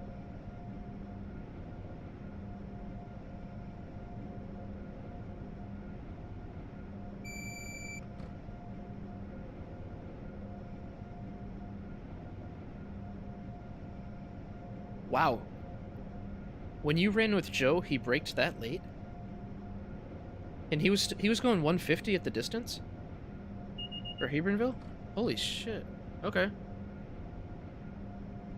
That must have been a much different day than when I went with him. Because there was massive wheel slip that day. It was bad.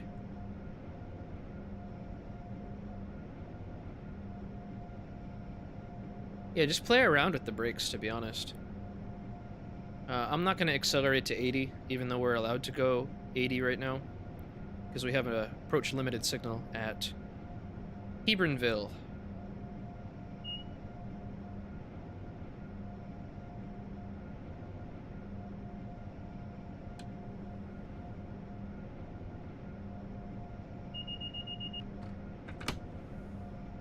This area is tough because you have... the signals are spaced out very, very far. Very, very far, especially between here and down here. You've got 3 code change points. Is it 3? Actually, yeah, 1, 2, 3. In between the fixed signals. It's like 2.5 miles between signals. It's not 562 territory, so you gotta go between wayside signals. It's kind of unfortunate. There's a cost-saving measure. Because you got 2 interlockings back-to-back, but they're very, very far apart. So, to save cost, they put both of the distance signal sets right here. Kinda halfway between them. But when there's slowdowns like this, it really drags things on. But anyway, I'm comfortable accelerating a bit now. Yeah, I think the braking curve starts to kick in, Chris, at those distance signals for Hebronville. The system won't allow you to be doing that speed.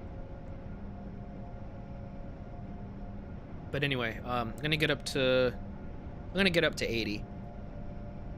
Because there's a forced cab speed 80 drop anyway at South Attleboro. We're gonna get one as we get closer to the station.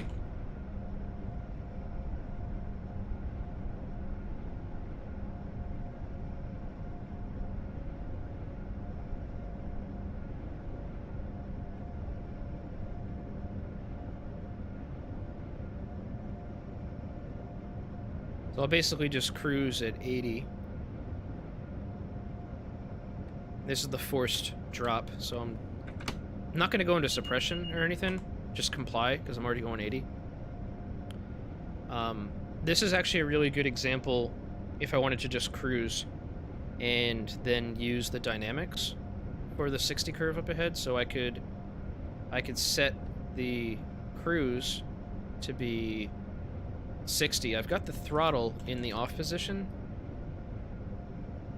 and then when I want to start that that dynamic braking, actually I might have to start doing it sooner anyway. My plan's spoiled. I have an approach limited at the distance for lawn, so I gotta put the brakes into suppression anyway here.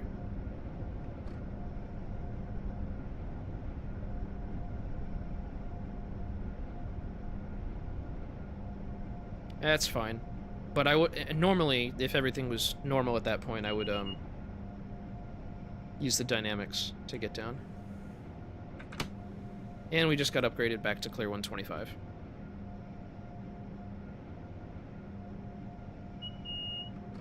Hey Mike, thanks for joining.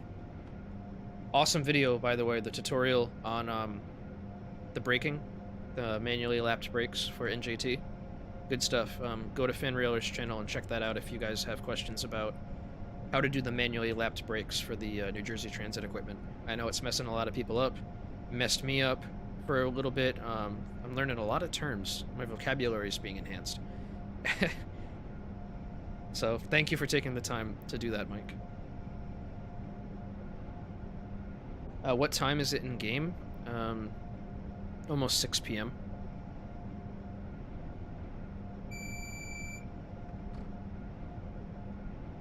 Alright, so we're at the Pawtucket defect detector.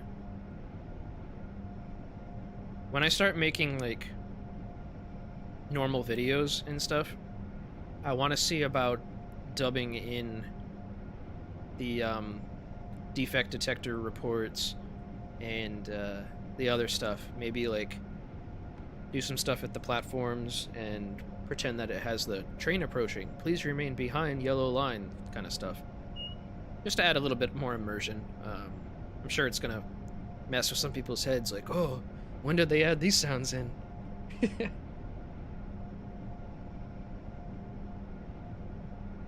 That'd be so cool if they could do that, but I understand it's like a licensing, an additional licensing thing somehow. I don't know. We got a clear at Lawn. Awesome.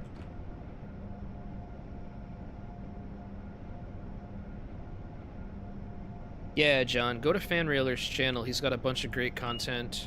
If you want to get more familiar with the physical characteristics of the route as well, he's got a bunch of great rail fanning content at various stations along the corridor. So you can check that out as well.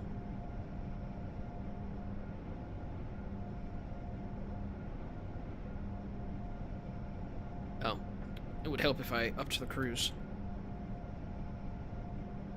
Or just removed it entirely. Screw it. Interstate 95 right here. It's so much fun when I have to go up this way and I get to drive on 95 past this section of the corridor. It's cool looking at the signals, and sometimes I see trains go by. A couple times I've seen an Acela go by when I'm driving by. It's pretty cool. Chris can attest to that too.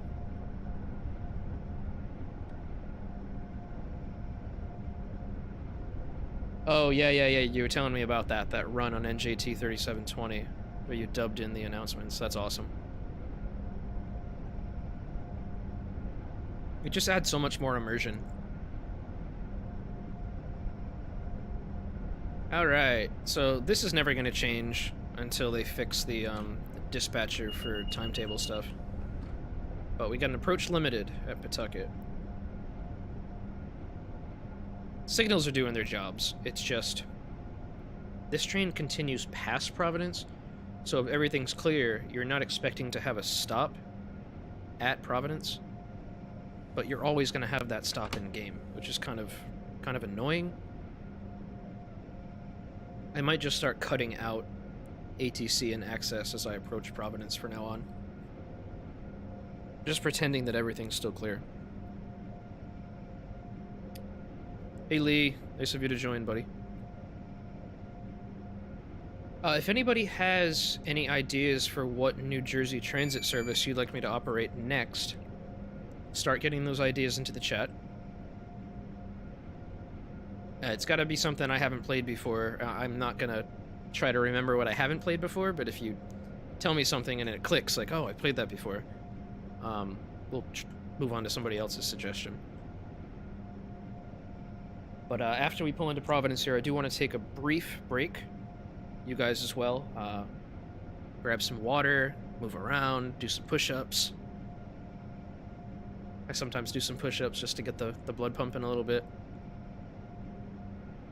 Can't just vegetate all the time. Alright, we've got an approach at Orms. Throw the brakes into suppression, acknowledge. Down to 30.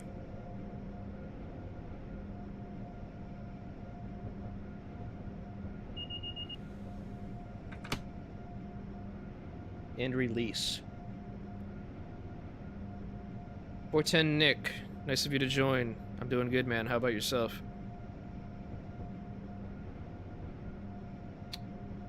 Yeah, Taylor, we could do something that starts at Sunnyside. That's cool. Fanrailer, Mike, is there something that starts in Sunnyside Yard, goes to Penn, and then continues as a 31 service? And Eric Ross, of course you can ask a question, man. Don't even feel the need to ask if you can ask a question, just ask. That sounded confusing as hell. But yeah, we're all friends here, man.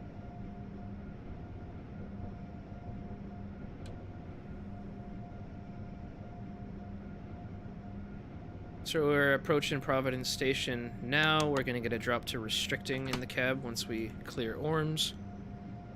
So I'm just braking in advance of that.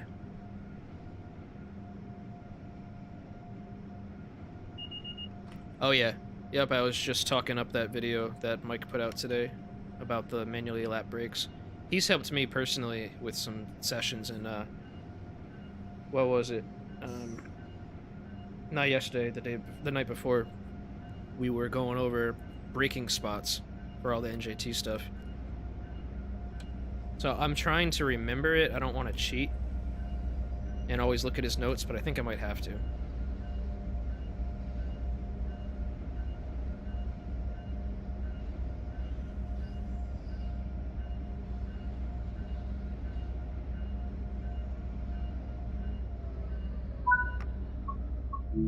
All right, and that is our stop at Boston. Sorry, Providence Station, not Boston. We started in Boston. Good stuff. Yeah. Nothing wrong with having notes while you learn, guys. I was referencing notes a lot in my last stream. So this is good stuff. Normally this train would be continuing west toward New Haven and points beyond, but we don't have that in this game yet, unfortunately.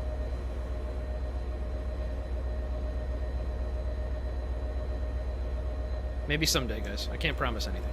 I'd love for it to happen, but I can't promise anything. Alright, Sharon. Talk to you later. So yeah, we'll take a quick break, and then we'll do some NJT stuff. I know that Taylor mentioned starting in Sunnyside Yard, which I'm totally fine with doing.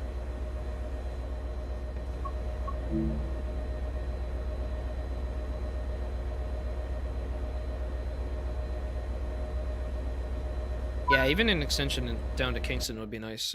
I was thinking New London would be the next logical step, given how they develop content. All right, so be back in a little bit, and we'll start some Trenton stuff.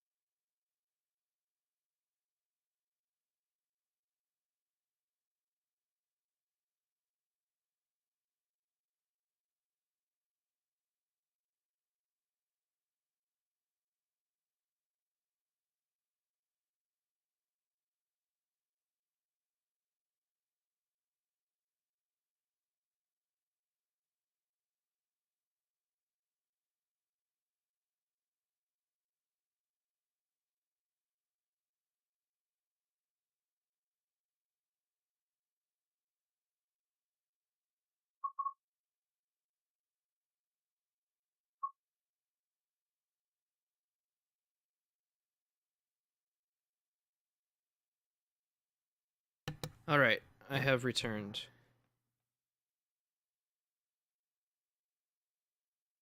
So, some Acellas, I don't know if they changed the schedule, but some Acellas do stop at New London. I think it's like one a day or something like that. Unless the schedule changed. I knew it used to be that way.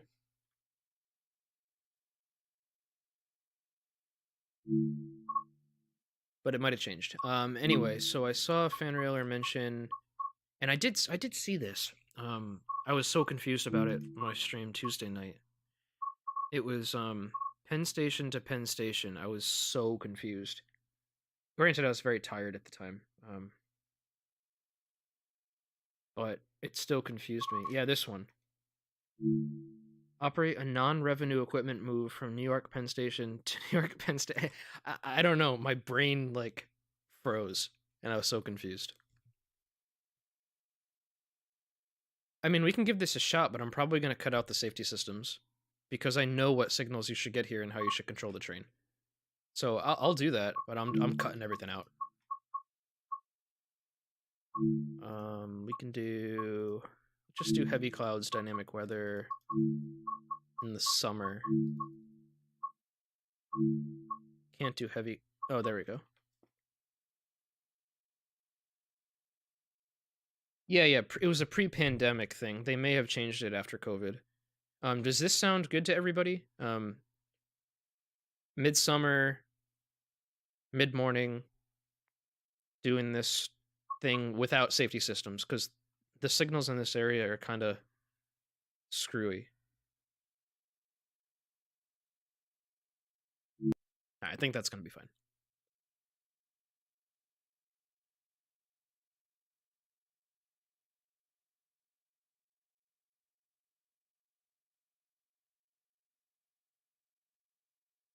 Alright, so, like I said, I'm not going to turn on the safety systems. But let's get the rest of the train set up in any case. Reverser, forward, marker light off. Headlights will keep it dim until we're ready to leave. Same thing with the auxiliary lights. You can turn on the dimmers for the air gauges.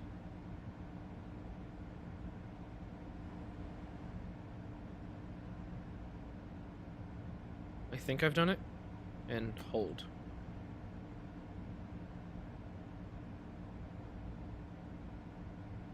I think we're good.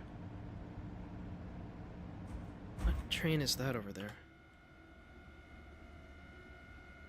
Oh, I saw like this weird headlight reflection. It was from the ACO 64. So this is... Alright, now that makes sense. So he's got clear out of Penn. I'll be following him. Okay.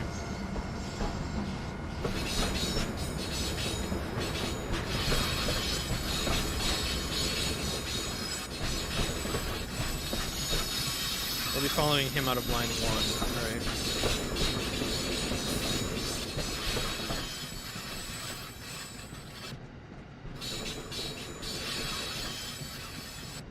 Yeah. I don't anticipate this taking too long because I'm gonna have the safety systems cut out, and I know these signals intimately, like how they should behave. So I'll control the train appropriately, and I'll keep track of that Amtrak train in front of us. Because that is going to provide some degree of restriction. I just don't know if the signal model will deal with it properly.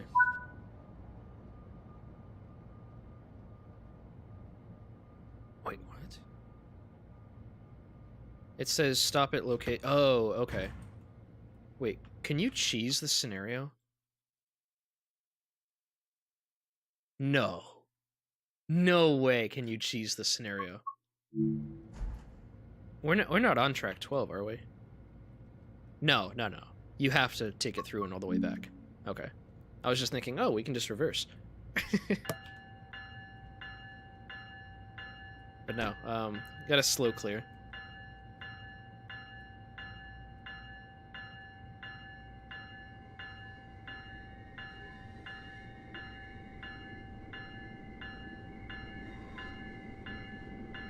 I call it slow clear. I was talking to a friend, Noah, recently, and he's like, well, there's nothing that designates that these are, like, dwarf signals or anything, and Penn Station is non-cab signal territory, so maybe it's just that they're clear.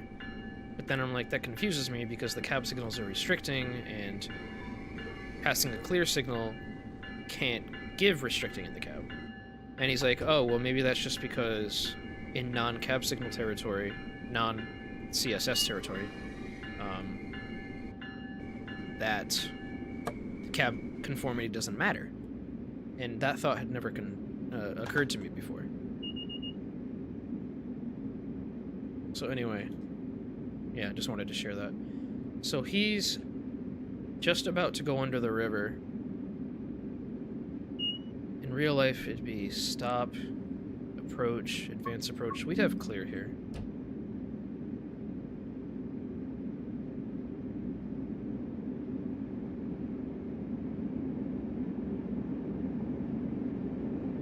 Probably have advance approach here. But he's accelerating faster than me, so these signals are going to pick up.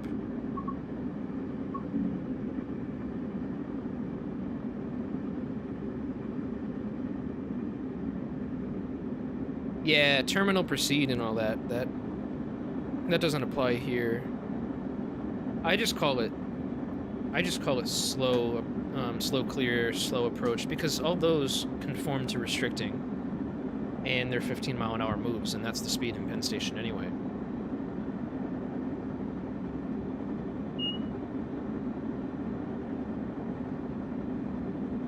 Yeah, we'd have clear here. He's gonna get out of our way.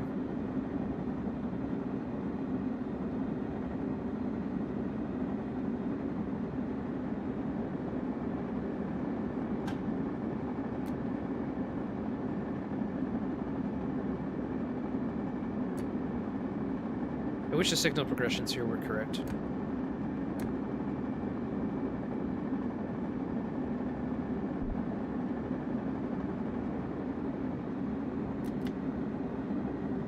Because down here, if there's a train in front of you, like, you get advance approach, approach, stop, that sort of progression. But he's out of the tunnel, so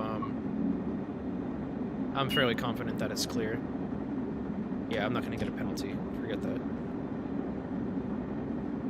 Alright, well, we just cruised through the tunnel. Let's take a look at the chat. So, Matt asks, out of all the new locos, which is your favorite? Definitely the Acela. Absolutely the Acela. It's what Boston has needed for the longest time now. Ever since Boston came out, in like the dev chat, they've been like, oh, if we ever make a DLC, it's gonna be an Acela. Even Matt's been alluding to it for years. Matt Peddleston, that is. And it just makes the most sense. So to finally see it here in all of its glory is really, really cool. The cab car is not my favorite. I don't like the cab car all that much. It's cramped. I kind of do like that the ADU is in front of your face. Anyway, I should start slowing down. We wouldn't have an approach here. Depends on what track we're taking. Are we going through the wash? Yeah, we are. So we're going to go through the loop. Alright, so I would expect an approach there. So I will do a suppression application there to 30. And go through the pole.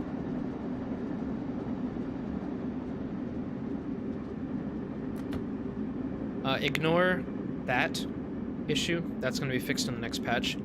I already fixed that. I worked with one of the signal guys to resolve those issues, and the other issue you saw previously with all the white lights. That signal should be displaying restricting, so realistically it should be going 15, but screw it.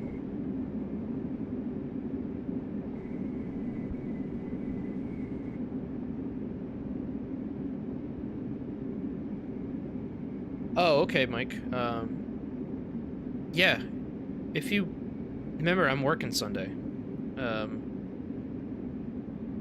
Well, not this Sunday. The following Sunday, the 4th, the 5th. It's the 5th. Yes, the 5th. Because I got military obligations. But if you want to come up this weekend, like tomorrow,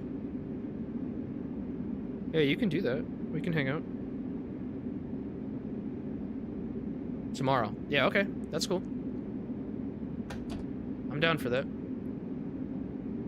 The weather should be a bit warmer than today. The snow stopped outside.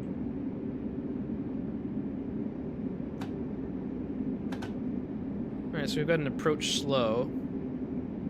There's also an approach slow over there. Okay. As we come up to the train wash. Yeah, there's some catenary issues in Sunnyside. They've been fixed, I think, in the latest dev build. Can't play the dev builds on stream, though.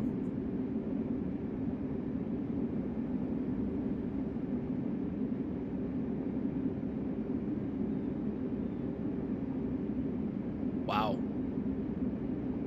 Oh, there goes an Acela by my house. Ah, shit. I completely ignored the, Nah, I don't care. Just for the sake of brevity. We'll pretend I was going 3 miles an hour through the train wash. But I will obey the 5 miles an hour at loop.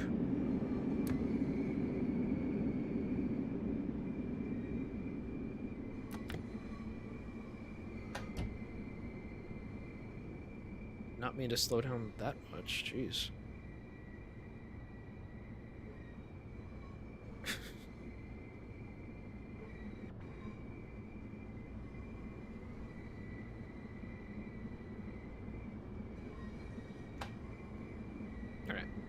Just coast through loop for a little bit. Just chill. Yeah, that was a quick wash. That's fine. No, nothing was done about the collisions in Penn Station.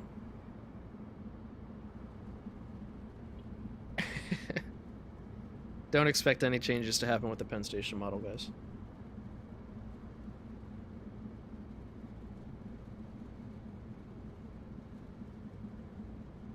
Yeah, Mike, just reach out to me later on, and we'll figure out what we can do.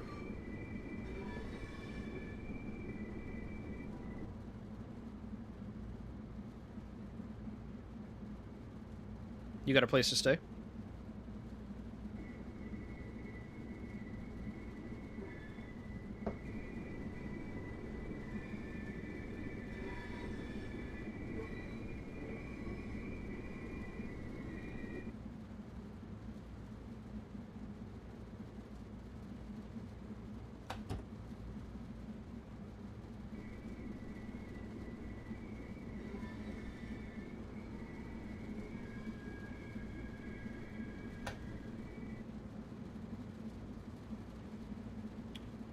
What does the map show for my alignment through Sunnyside?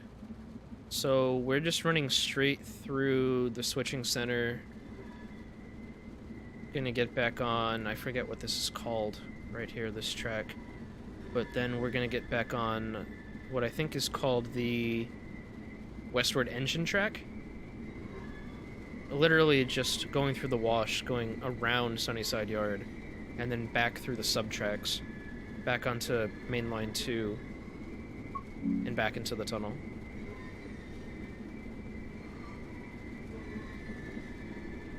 No, I can clear the guest room. You can stay the night, Mike. It's fine.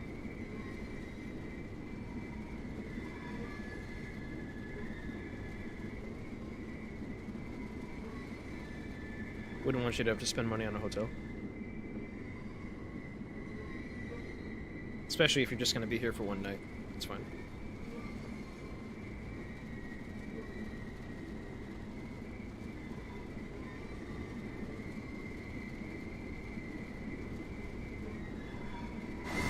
Yeah, so there's been a lot of changes around here since this route was made. So you got east side access now. Over here you have a tunnel that goes down and wraps around underground to get to East Side Access. So this is like the yard access track. There's like a whole new interlocking here now, just for Long Island Railroad. And then it leads under here, and then connects to their new yard over here called the Midday Storage Yard. Pretty much all of that is represented in the Train Sim Classic rendition, because I laid all the track for that and I kind of wanted to future-proof it in a way. So if you guys are interested in Long Island Railroad and you still play Train Sim Classic, I would recommend that as a pickup. That was a fun project. Yeah, it's all restricted speed moves and you're coming into and out of a yard, so it's really, really slow. It's kind of monotonous. Like, if I was an engineer here, I'd prop my legs up on that handlebar right there, and I'd literally just read a book.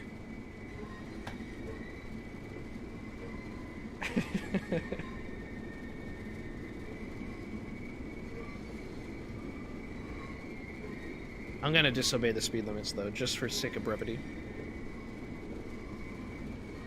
Why is Monday gonna be chaos on the LIRR mic? What's happening Monday? It's not a holiday. It must be some kind of special event. Anyway, we got a slow approach at Q. I think this is the Q switching center. Yeah. No, or is it the R switching center? I mix up my letters sometimes. There was one time that I forgot how to write the letter Q. No, is this the R switching center? So is that R, and down here is Q? I know I said Q before for up here, but I'm kind of... If anybody remembers in chat, let me know. Otherwise, I'll look it up later. Yeah, let's just coast through the switching center. Just look at chat. So the new Grand Central full service schedules go into effect on Monday, so everything is changing. No more cross-platform transfers at... Oh, shit. Okay.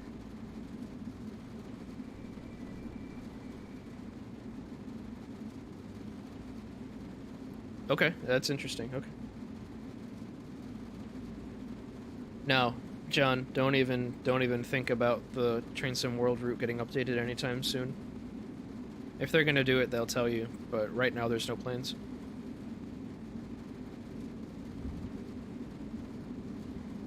Yeah, that new schedule is gonna throw LIRR into... It's gonna be crazy. It's gonna clear up some congestion at Penn, though, so maybe people won't be as mad about the lackluster timetable there.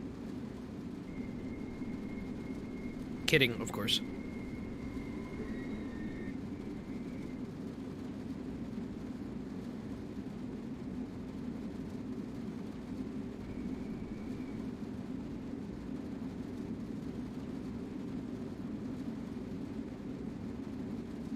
Hell, just being out in this rain would be wash enough for this train.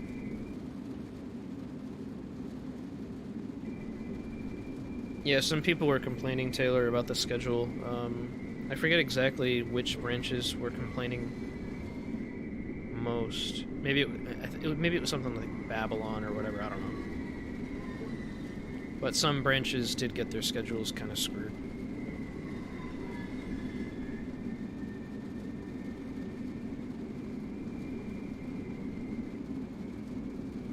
Yeah, okay. Atlantic Terminal, it is then. Yeah, so Brooklyn services got screwed.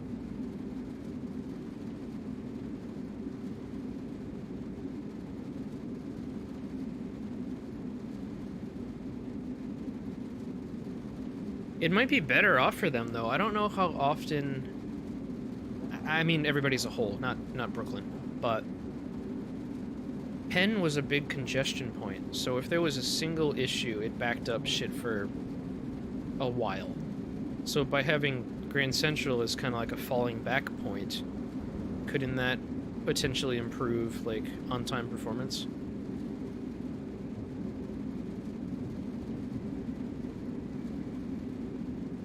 Yeah, it's not a rumor, John. That plan, I've seen parts of it. It looks like it's gonna happen. Bringing Metro North to Penn Station. Yeah, so it essentially you do third rail power all the way on the Hellgate line, and then add additional stations all the way up to New Rochelle for Metro North, and they would come into Penn Station as well.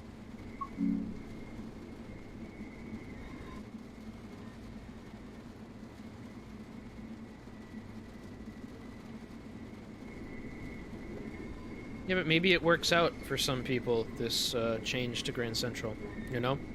Maybe their place of employment on the island is closer to Grand Central than it is Penn Station. Like, I don't know.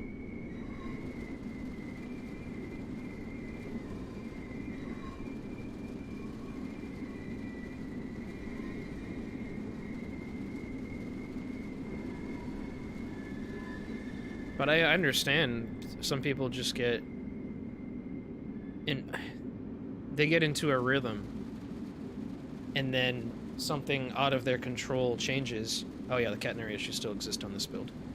That is getting fixed, guys. That is one of the higher priority issues that came up. But and then their rhythm changes, and nobody likes change.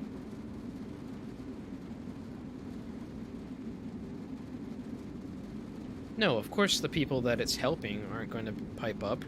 Why would they? It's helping them. Restricting at F. Coming onto East River Tunnels Line 2.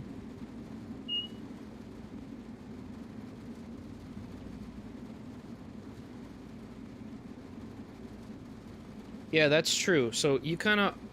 John makes a good point, and I was thinking about this earlier.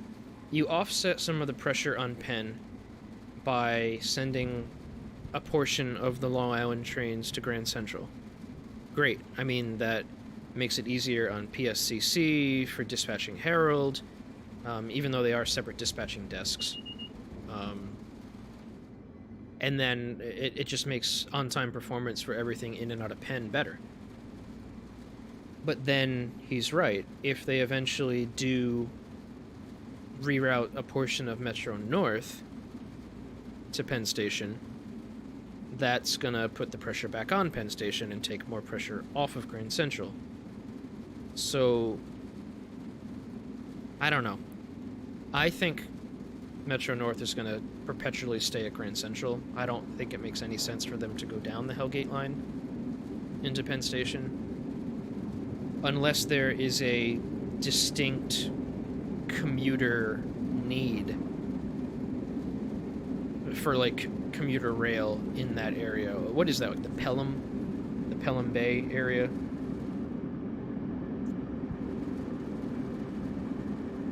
But they just use Metro North anyway to get into Grand Central.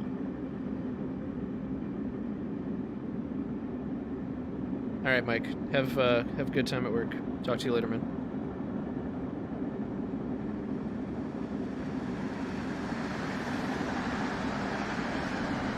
Well, I assume that they would put third rail in between New Rochelle and Herald, and then they would just run the M8s.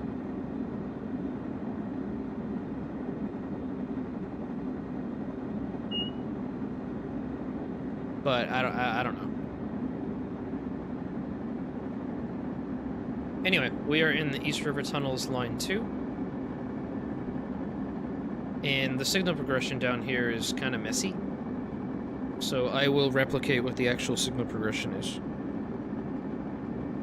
Without overspeeding, that is, and my dynamic brake is not playing nicely.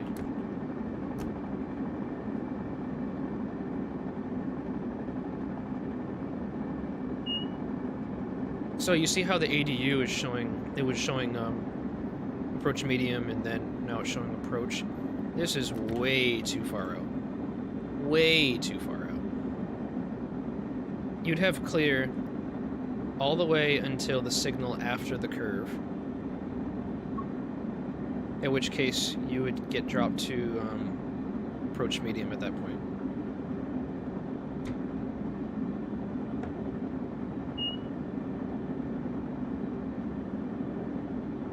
the signals aren't even in the right locations here. Remember, this is a holdover from, like, the original route.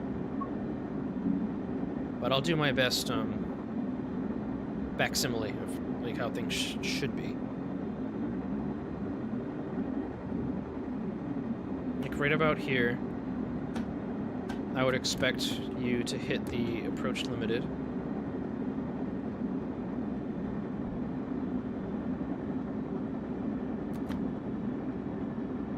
Go down to limited speed. If I have a red ahead, that's fine. No, I don't have a red ahead.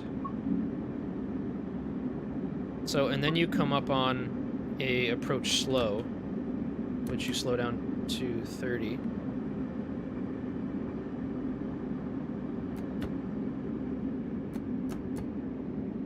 Do I have a red? No, I've got slow approach.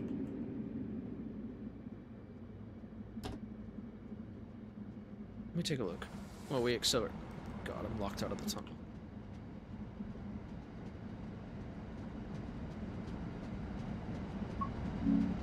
No, that looks fine.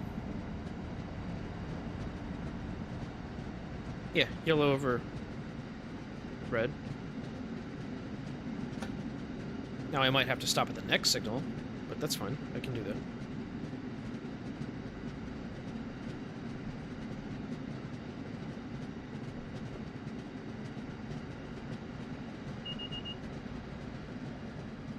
Slow approach followed by slow approach. That's screwed up.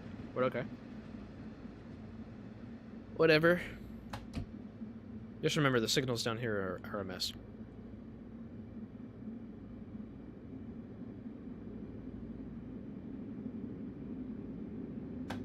I am keeping out for a red signal ahead. Stop signal. Yeah, I got one right here. And for good reason. Because there's an NJT train at the platform there. That's a good, that's good.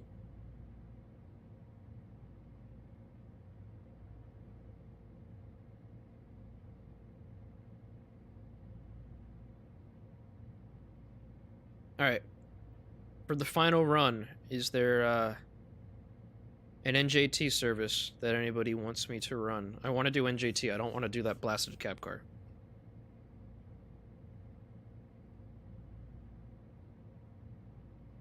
Is that guy gonna move anytime soon?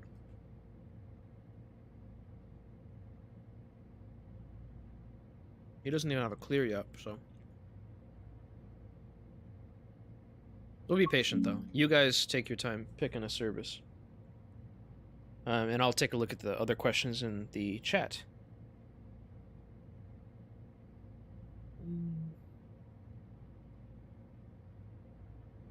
No, no other questions that I can answer. Like, I don't know much about, I don't know much about the M8 stuff. I don't want to do the ACS 64 on this route because of the issues with the ADU right now. You can barely see it.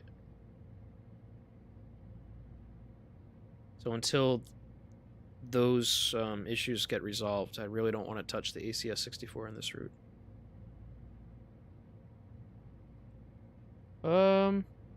Yeah. Hey, Mike. Hey, Mike, while you're here, maybe you could recommend, kind of a... Actually, you know what maybe we can do? Do you think it would be a good idea to do one of those, what is it, Super Express runs from Penn to Jersey Ave, and then do the Deadhead from there to Trenton? I haven't done one of those yet.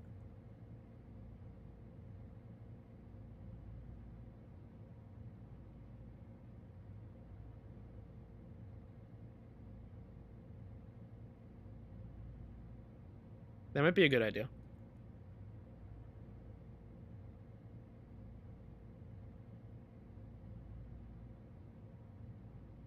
Okay. Yeah, so Mike just confirmed it. It would be third rail from CP216 all the way to up to Gate in Harold.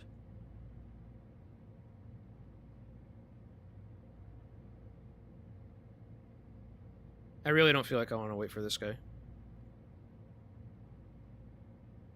I don't even know, like, when is my scheduled arrival time? It doesn't even say. It's just like, whenever it happens, it happens. Oh, so those are the 31XX services you were talking about. Okay, we'll just do one of those. Screw this, I'm not gonna wait for this then. Eric Ross asks, how do you get the Acela recovered from an emergency stop? Did you do the emergency stop via the mushroom? Or you set the brakes to emergency? Because you should just be, if you did the mushroom, pull the mushroom back out to release the emergency brakes. Otherwise, you can just release the automatic brake valve back to release. Anyway.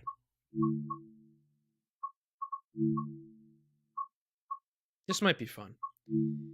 So it would be... So these... You said 31XX services. Okay.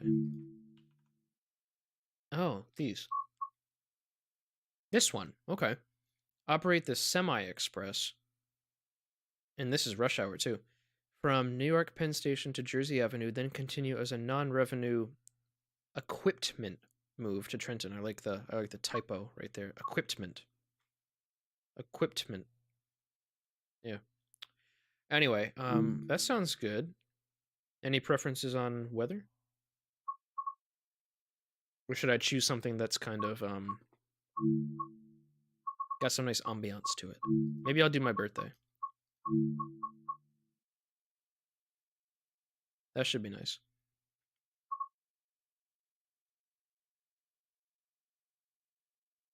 Cool. Alright, let's just do that. It might develop into some rain. Actually, let's just do custom weather then. That'll be fine.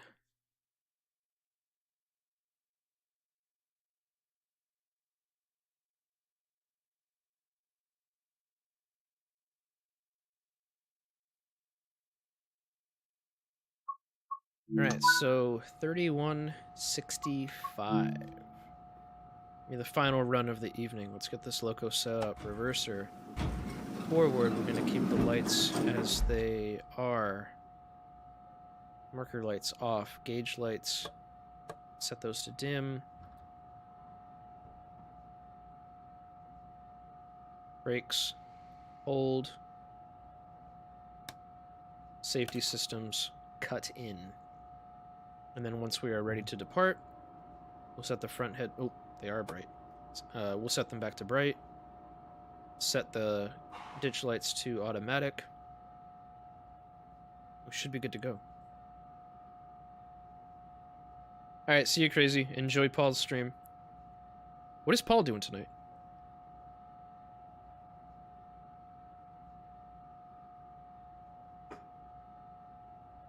Well, wait. Let me see what Paul's doing tonight for his stream. Maybe I'll chime in, or tune in once I'm finished here. Oh yeah, he's doing,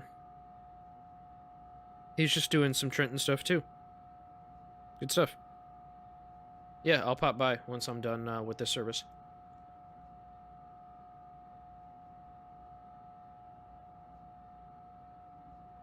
The train stopped because of overspeeding. So, still, like, I would set the brakes to suppression and then try to acknowledge. And then try to release the brakes and you should be good. If not, then just cut out the safety systems on the Acela.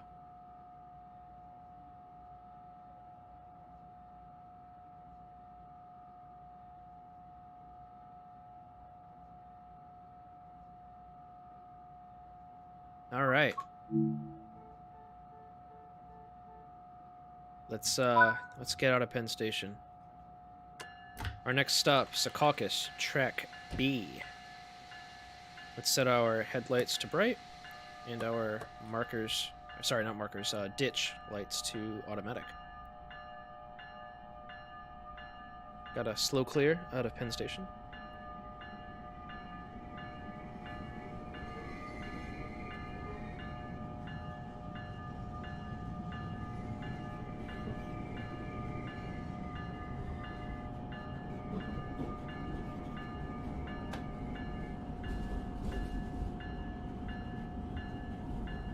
Hey, Wolfgang. He says, hello from Germany. May I ask you something on the Long Island and Harlem routes? Yeah, sure. Go right ahead. We're just going at slow speed into the tunnels. So we've got some time.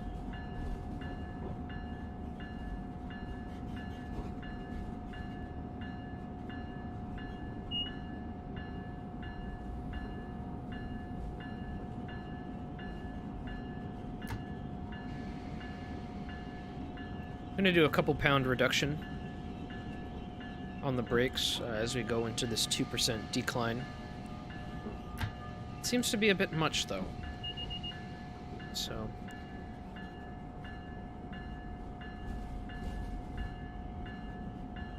try again. Be a little bit faster this time.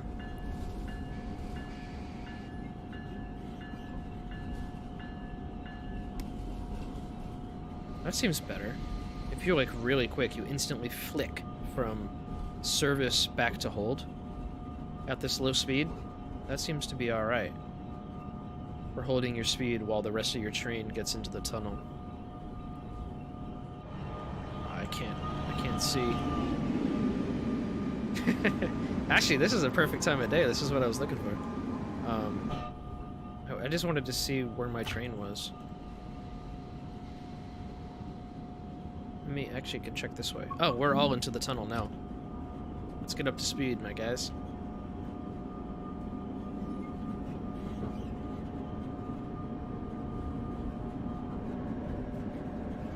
So we're heading through the North River tunnels, which traverses between Manhattan, and it goes underneath the Hudson River, which is about right here, into New Jersey. Yeah, the camera glitches like that a lot. It's kind of annoying. So, Wolfgang got back to me with this question. He said, in Long Island for Train Sim World, there is no access. This is true. Is this okay, or a bug, or does it come later? So, that route was made in 2000... Oops, I didn't mean to do the bell and the horn. That route was made in 2018, I believe, before access was actually fully enabled on the route in real life. So they felt at the time that it was more realistic to just release the route without access, without that safety system. Now, the signals in that route leave a lot to be desired. There's a lot of signal issues in that route. So, if you do want to enjoy that route in Train Sim World, I would recommend that you do it without the safety systems turned on. It's unfortunate to say that, but it's broken. Sorry, I wish I had a better answer for you. That's the truth.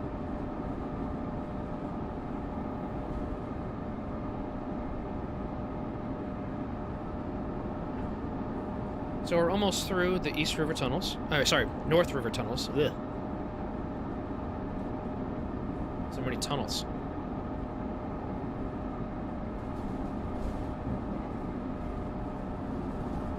We're in New Jersey at this point, and we're coming up on a private grade crossing.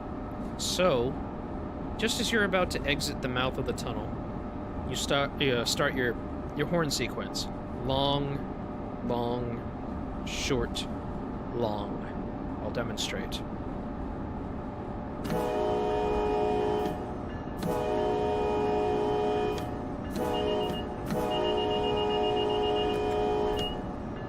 And there's that private crossing right there.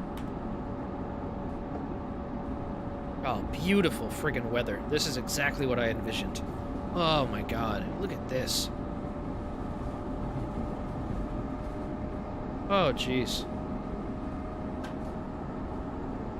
I don't want to get too enthralled, because then I'll miss my stop at Secaucus. Oh my god, it's beautiful, guys.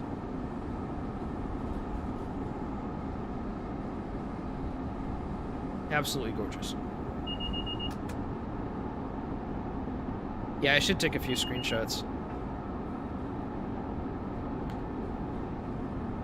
Anyway, we gotta clear at Bergen, but it dropped our cab signals to cab speed, whatever. Not a big deal. I've already reported those issues. We should have an approach limited here at Allied, but we don't. I will pretend that we do. So I just did a suppression brake application. And then I'll release. So the way I do suppression is throw the brakes into service, wait for this white needle, which represents your equalizing reservoir. Wait for that white needle to get to about 94, and then set the brakes into lap, and it will hold brakes at that position.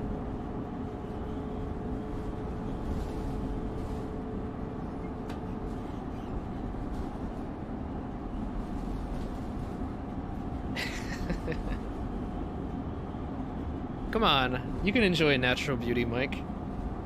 But yes, you foaming over the blower sounds, and all the motor sounds was kind of funny. We're coming into the station. I figured this out with Mike. Just do a minimum application as you're coming into the station and just play with it from there. Minimum would be taking it to like 104. I did 103 or something like that. And now I'm gonna do a bit more. I'm holding it in service right now, and I'm gonna switch it back to hold. Maybe release a bit, throw it back into hold. There goes a regional by my house right now at 125. Blowing the snow around like a bastard. Oh, that's beautiful. Because the snow is really powdery today, so it kind of didn't really accumulate all that much, so it's kind of blowing around whenever there's a bit of wind. Love it.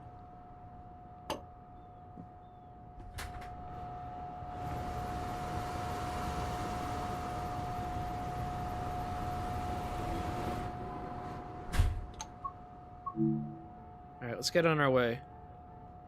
Next station is going to be York Penn.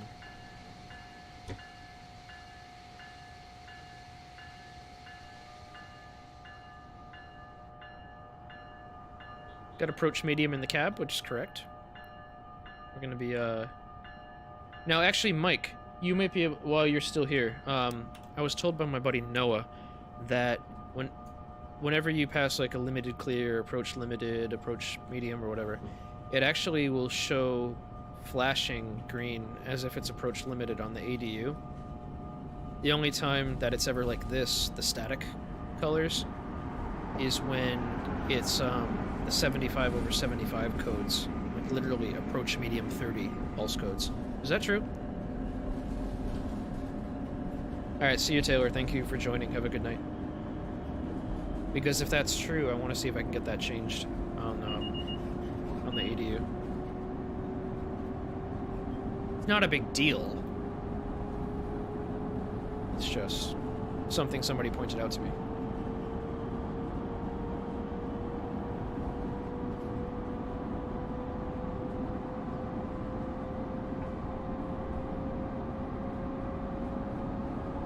Yeah, okay. You can take a look at it. It's really not that large of a deal. Alright, so we're coming up on the Portal Bridge. We're just leaving Lac interlocking, coming up on Portal interlocking. Gotta clear it. Which is great to see. And Portal is treated as a grade crossing. So we're gonna do our crossing sequence for Portal.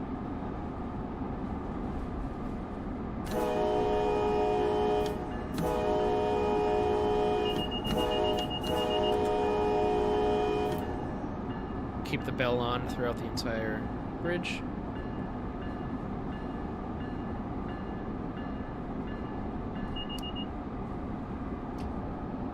And then I'm just gonna gun it on the throttle. Get as fast as we can into Swift, and then brake to 60 before we go underneath the freeway.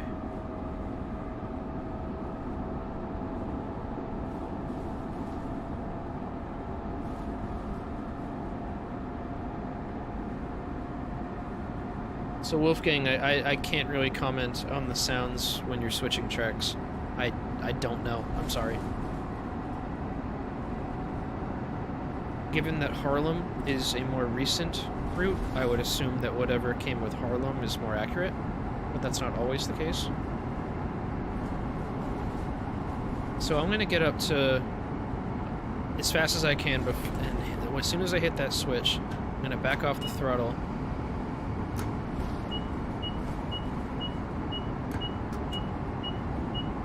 Oh, Access is actually giving me a hard time. Or Aces. It's fine.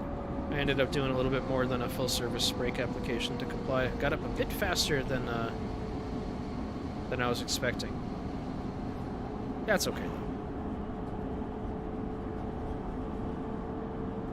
I mean, if the switch point sounds are weird on Harlem, then maybe the ones on Long Island are better. I really don't know.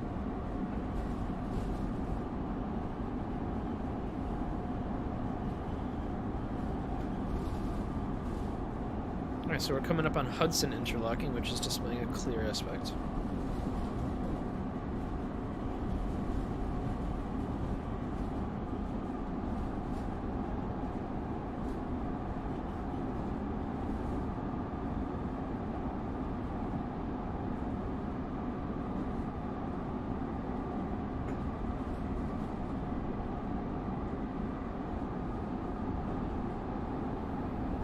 Yeah, I don't know where they got the sounds for the for crossing over the switch points.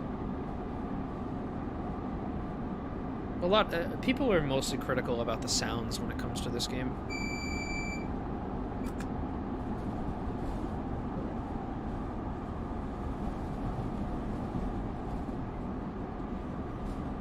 I'm not a big critic about sounds.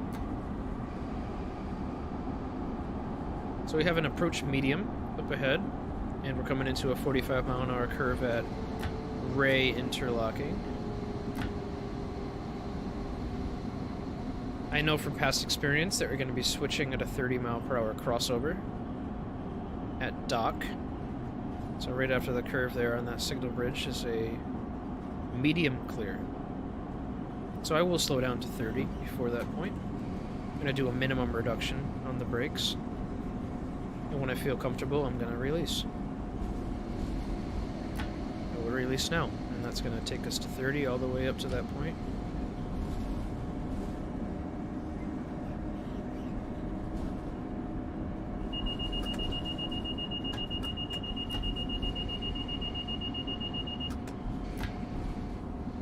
The safety system seemed to glitch out at that point. I think that's getting fixed.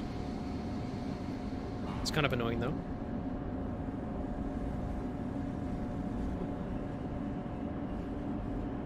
Alright, Eric. Have a good night. Thank you for joining. And we're coming up to the Passaic River Bridge. The Dock Lift Bridge. This thing is old.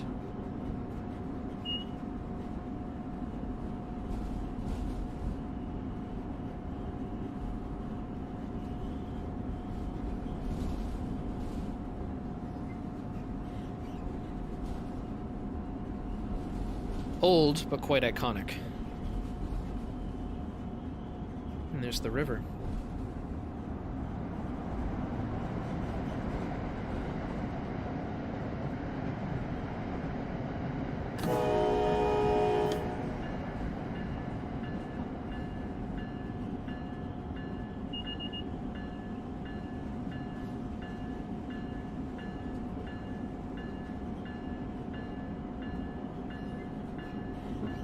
Alright, coming into Newark Penn.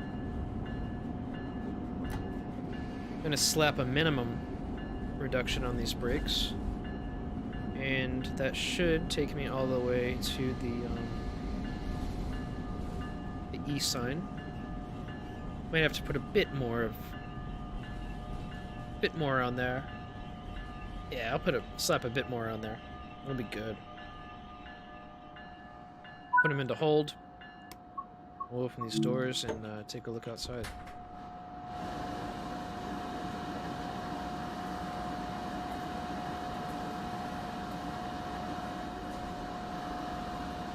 I love the lighting. Well, the skies mostly, but nice purplish sky. When we got out of the tunnel, it was like pink almost. I love that.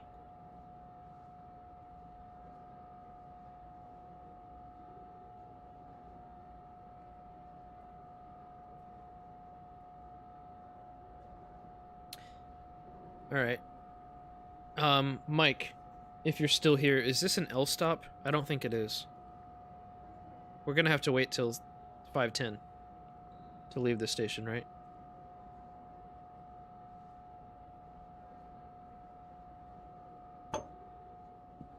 While I wait for your answer, I'll just walk around.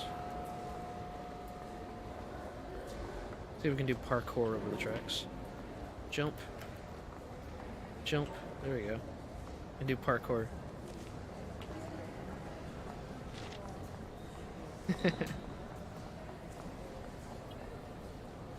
Oh. There we go. Hey, Lenny. How you doing, buddy? Did you have a good time yesterday?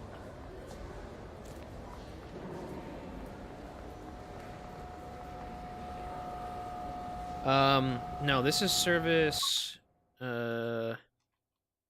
It says I started on foot, but it's one of the 31... I think it's 3165.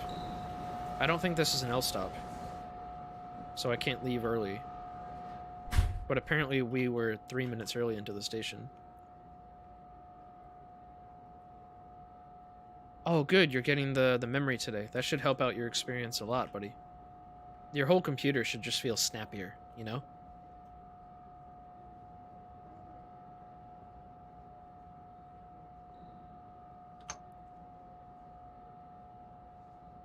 Good stuff.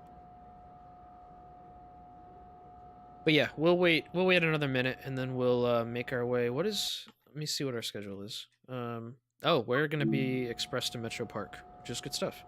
I like that. So we'll skip the airport, we'll skip Elizabeth and all that.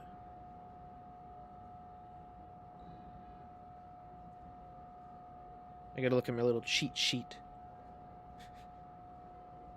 I remember the stopping point for Metro Park. I do that. I do remember that.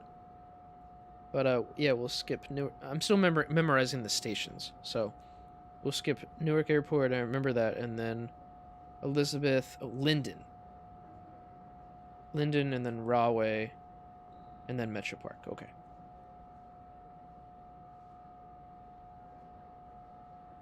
All right, so yeah, 3165 after Newark Airport, all stops are L stops. So if we get there early and we load our passengers on after this point, we're good. Okay, that's fair.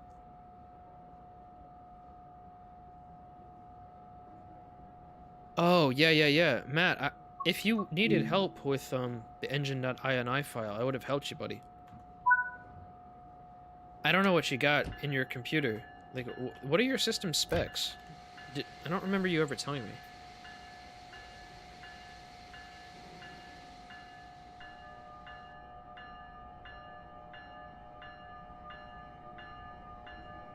Yeah, you'll be able to open a lot of tabs, Lenny, once you get more memory.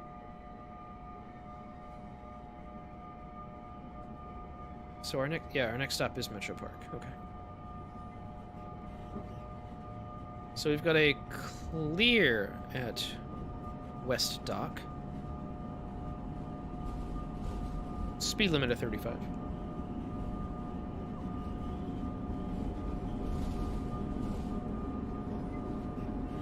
Yeah, I'm still trying to memorize the whole sequence of everything, John. I'm working on it though. I'm trying not to cheat. I'm trying to just go off memory.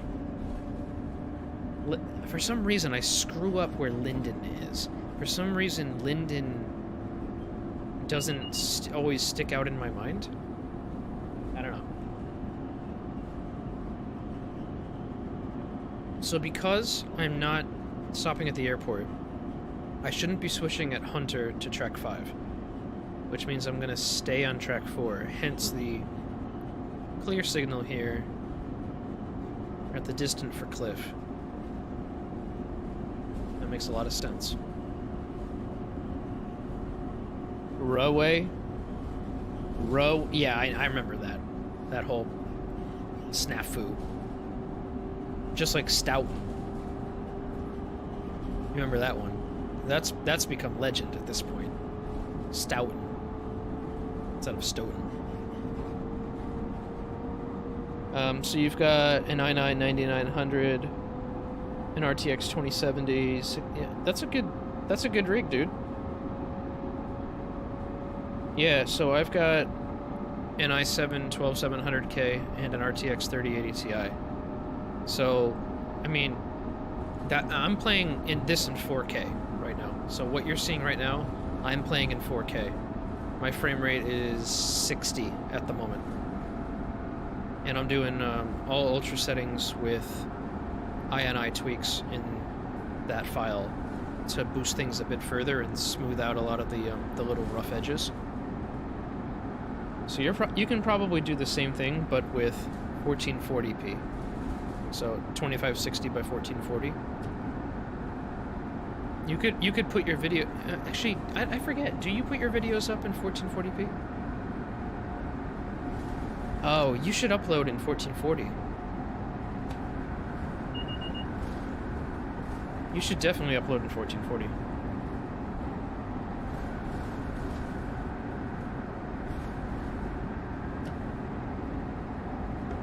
So we're allowed to get back up to 90 now. Coming through the airport. Yeah, so Lenny, that's a bit of a lower end rig. Like we talked about, you have a laptop.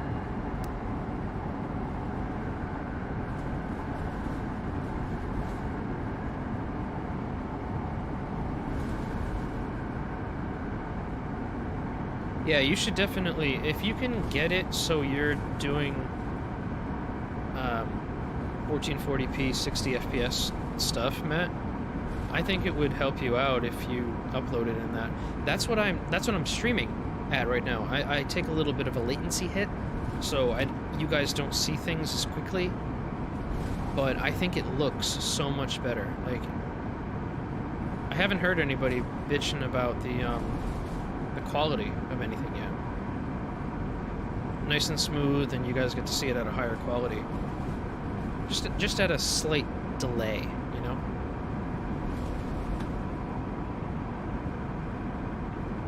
So, we're coming up on North Elizabeth Station, and there's an advance approach signal that should be coming up next.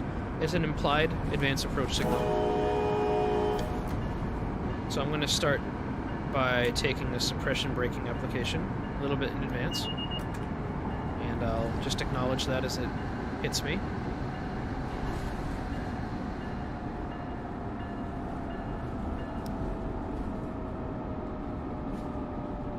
Yeah, I mean, do you guys have any hiccups at all watching my stream? It's my first, not my first time, but since Tuesday, it's been my first time streaming in 1440p. There's a little bit of a latency hit with that, but I think the quality trade-off is better.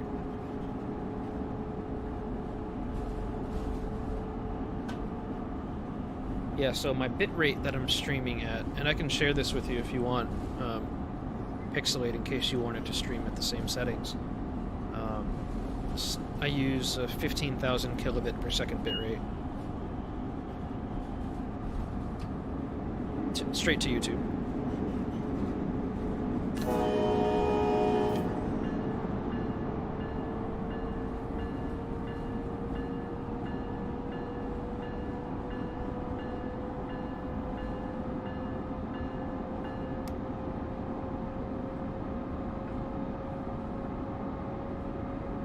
Yeah, I'm glad to hear that it's good. I want everybody to be able to get the best quality they can out of their content.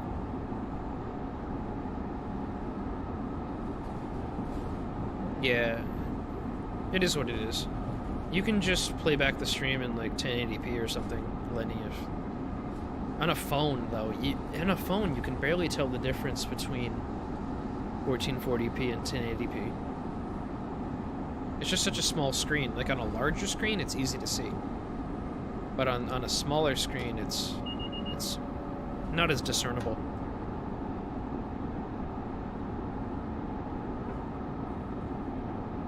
Yeah, thanks, man. I'm trying to learn, bro. So it's a 60 through Elmora, and then we'll pick back up to 90 at the end of Elmora.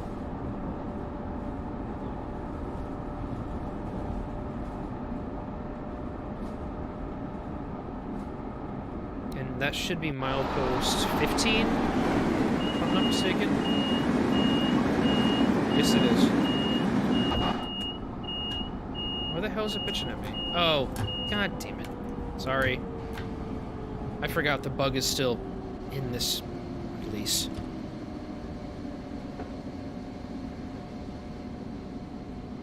I was playing the development branch earlier today and it's fixed there. So, I assure you, that bug is fixed, but I will keep access cut out until, when does it pick back up? Like around Union?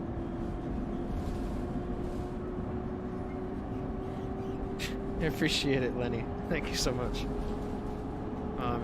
It was thanks to your guidance and the guidance of others such as Fanrailer, Mike, Witsim, many others. You guys have been fantastic in supporting me, getting better.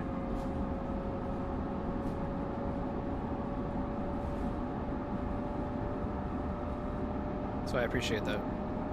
We'll wait until Access decides to behave again. Yeah, around Rahway. Alright, so that's Union. That's fine. So I'm just gonna look at my cheat sheet really quick. Still gotta cheat. It's all part of qualifying on the territory. Just think of me as a trainee engineer that's qualifying on the territory. Don't worry about the fact that I'm alone in the cab. Don't let that faze you. It's fine. My trainer was just a little bit sick today.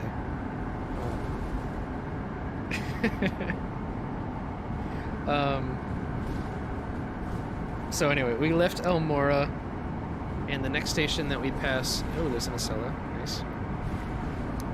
Linden at milepost 17.3. So I think we're at milepost... What was that one? 16? No, 17. So this is Linden. No, I don't need to blow the horn. I'm not going next to it. Okay. Okay. Just coast for right now. The next interlocking... Yep, I remember on my left is going to be Merck.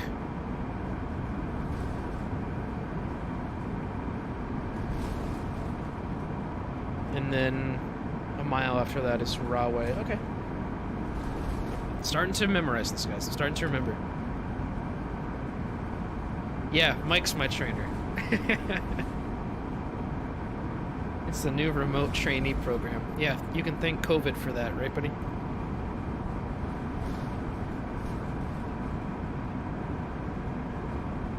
I remember Merck because of those two towers right there. Those smokestacks. So you got Merck interlocking.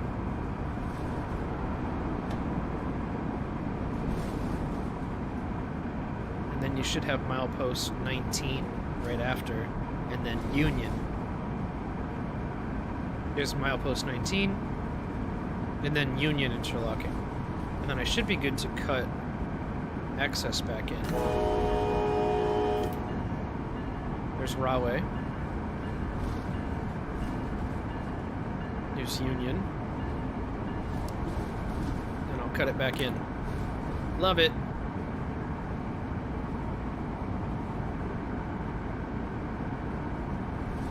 Yay! We're learning, guys. We're getting better. This is good.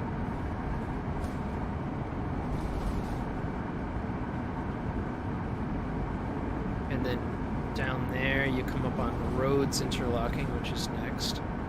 Which, if I remember, is at milepost 20.5. So I may have already passed milepost 20 and just not noticed it. But the next one I pass should be 21, and then Metro Park, if I remember, is like milepost 23 point something. 23.2. I had to look, but I was right. So we're like 2 miles or so from Metro Park. There's that should be 21. Ah, get me over the friggin' ledge. There we go, 21.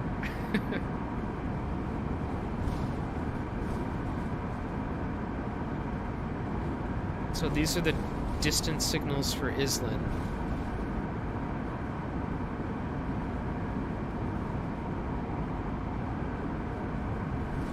I'm not looking at my cheat sheet right now. So those are the distance signals for Island.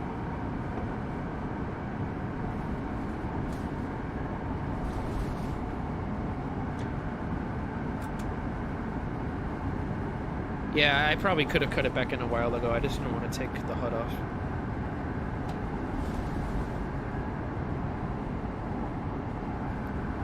I'm starting to coast a little bit early, but that's fine. I'll just brake a little bit later.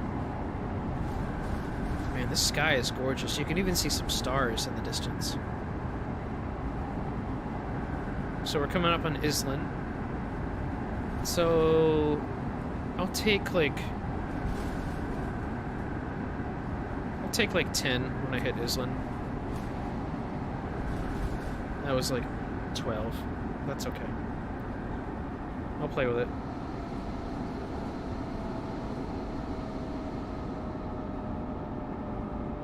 I'll post 23.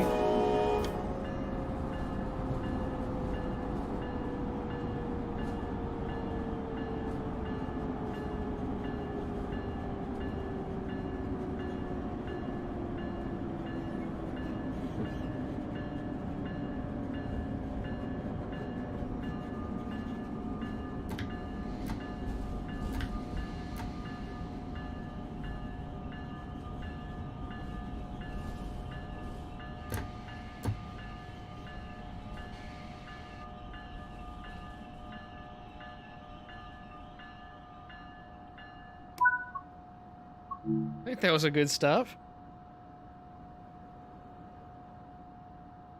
Yeah. I'm happy with this, guys. This is good. This feels good.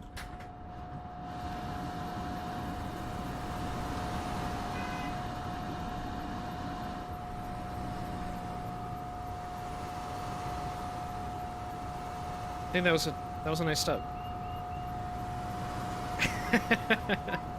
I don't know. You guys are putting a big smile on my face. If you could see, if I had like a, oh wait, no, Mike, this is an L stop, right? Yeah, if you could see my face right now, I'm smiling. It's a good feeling. Yeah, he said this is an L stop. Fuck it, let's get out of here. Passengers are boarded.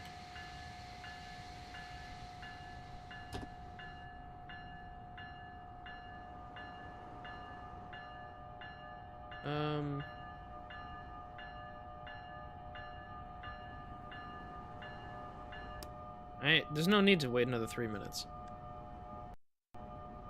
What is my next stop? Metuchen. Okay. That, I'm gonna need some... I'm gonna have to look at my cheat sheet to remember. But I will answer Matt's question first, Pixelade. L stop, meaning... Ooh, that's awesome.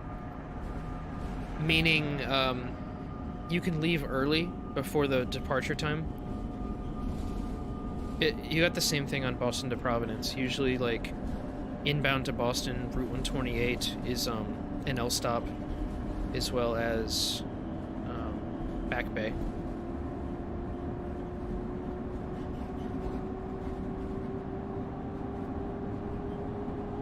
So we're going through Menlo. We gotta clear up Menlo. So, going back to Pixelade's question, do you know if there's a way to increase the motion blur strength in the end? Yeah, there's a way to do it. There's a whole set of motion blur commands. I personally don't use them, because I'm not a big fan of motion blur. But just do a search on Google for Unreal Engine 4 motion blur commands. It's literally something simple like r.motionblur.strength or whatever. Like, there's a suite of like 10 commands.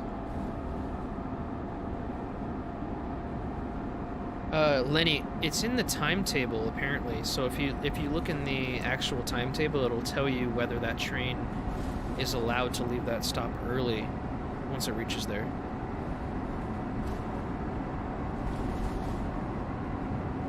Metuchen. That's what I was going to look at. I don't want to lose sight of this.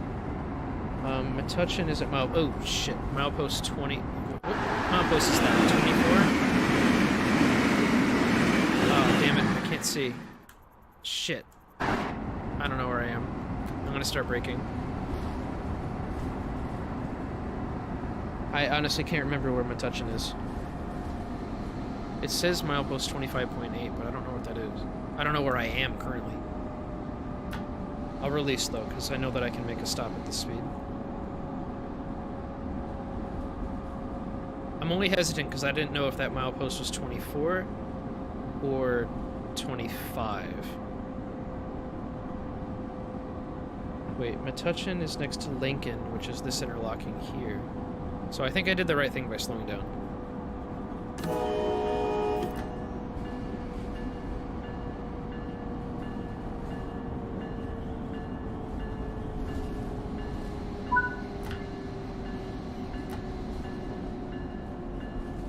That was milepost 25, okay.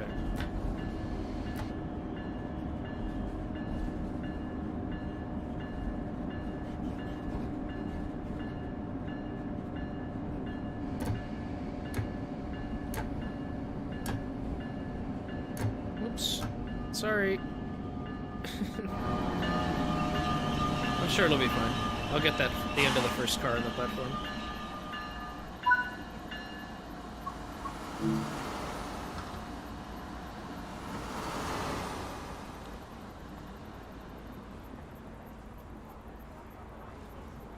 Actually, that worked out fine.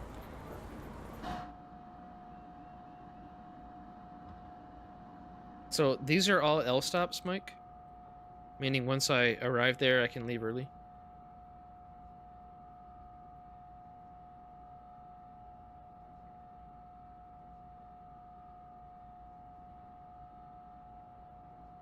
I'm sure these are all L stops, because if one is an L stop, every following one is going to be an L stop.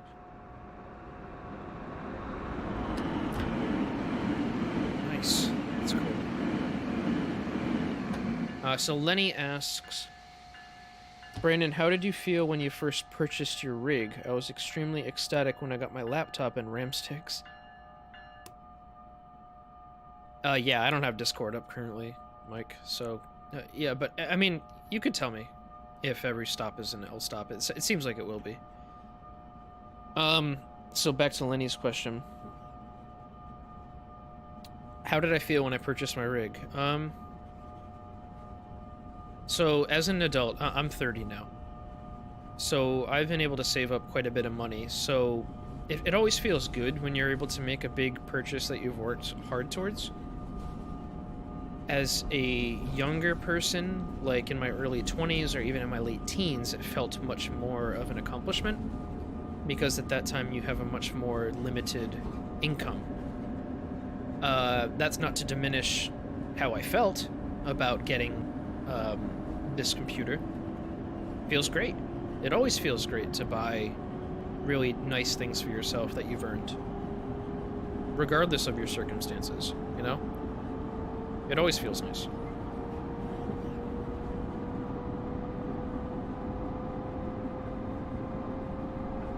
I don't even know what my next station stop is. Let me take a look. Edison. Okay. Which is going to be 2.5 miles down the track or something like that. So my next milepost should be 27, which would be like 1.5 miles from the station.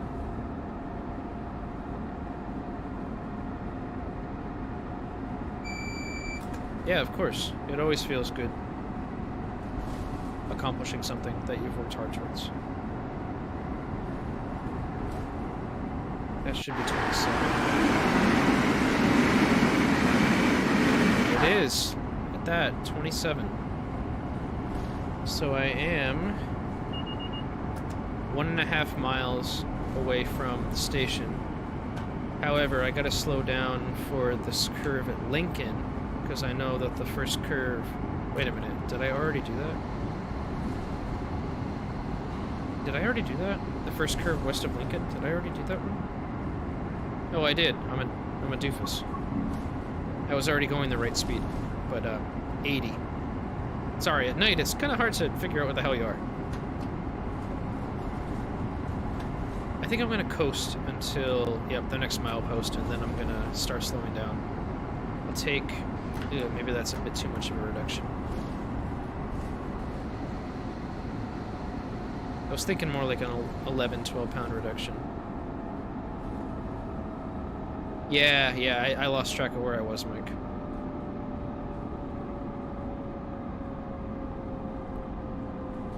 I think I braked up too early. That's okay, though. I'm kind of just trying to get a feel for where I am. I know this is the signal bridge right before Edison. I think these are like the 28.7 signals, the 287 signals. Nah, you can't see it on there.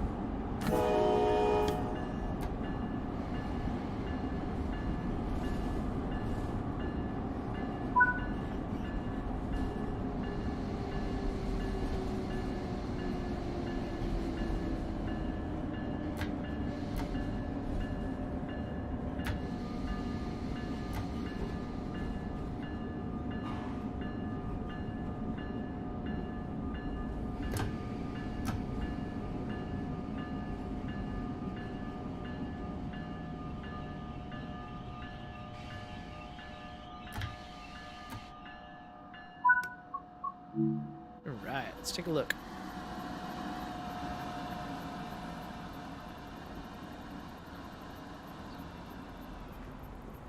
I'm not mad with that at all.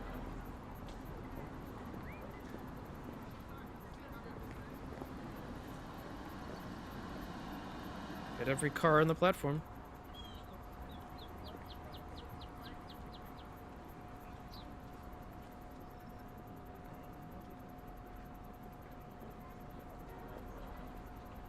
Alright. Wow. Stars coming out. Looks really nice. Good shit. Let's get out of here.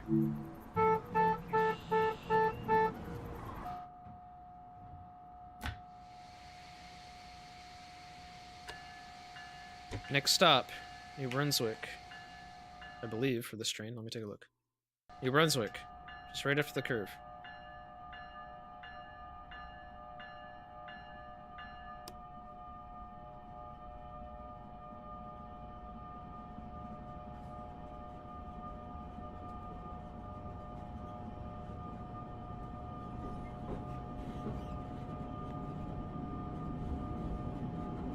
Yeah, that sky is absolutely gorgeous. Let's take a look around.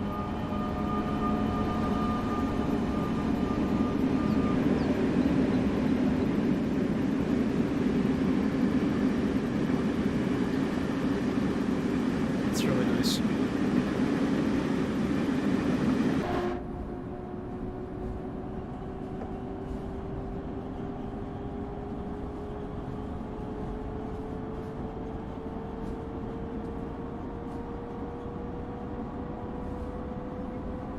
So we should be coming up on milepost 30 before the curve, and then New Brunswick.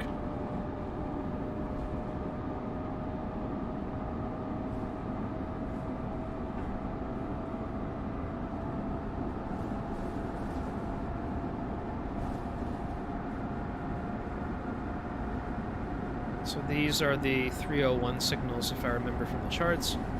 You should have milepost 30 right before them. Where's milepost 30? I'm learning, man. Physical characteristics, guys. That's what it's all about.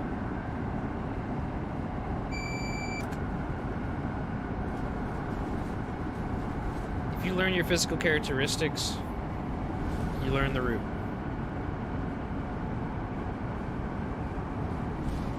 So what I've pretty much learned is as soon as you come out of the curve, start figuring out how you're gonna approach the stop. So I'm doing like a 12 pound reduction right now.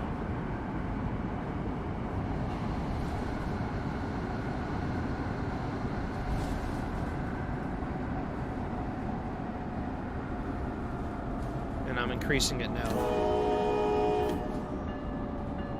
This is full service right now. I'm gonna back it off a bit, go back into lap.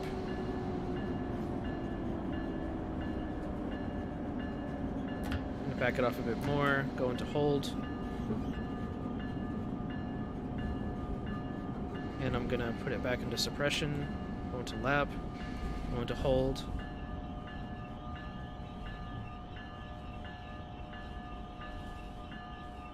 I think that's pretty good.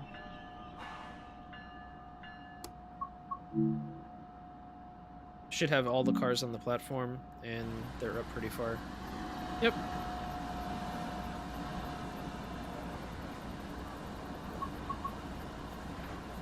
Oops, I did the wrong side.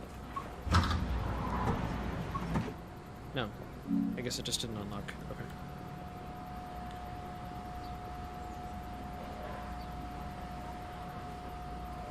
Hey, what's going on, Dan? Thanks for joining, buddy.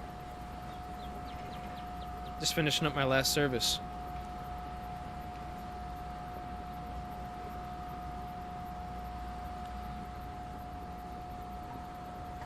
This is awesome.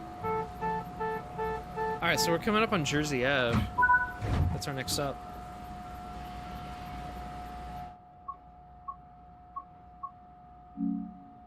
Why does it say unlock doors again?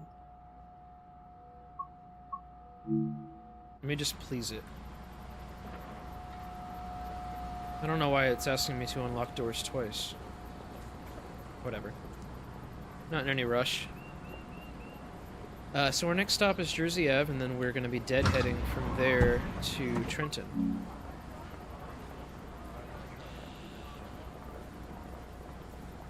Kind of weird. Whatever. Why are people getting on if they're only just going to get off at Jersey Ave? Alright, let's get out of here. I've never stopped at Jersey Ave before, so I'm going to keep the HUD on. I have a feeling I know where it is. Like, it's right after County interlocking, and I know where County is. So I'm confident. It's just I'm gonna keep it on for now. But I got an approach limited, and this is the distant for County.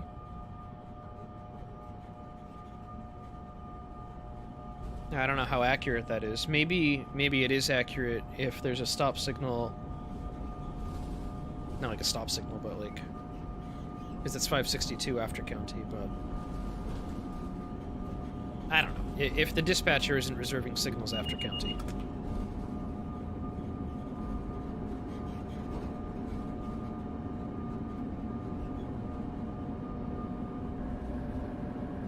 Actually, this ain't gonna help me at all. I'm just gonna wing it. Jersey Ave is at milepost 33.1. County is at 32.8. So as soon as I hit County, I'm gonna start braking for Jersey Ave. Okay.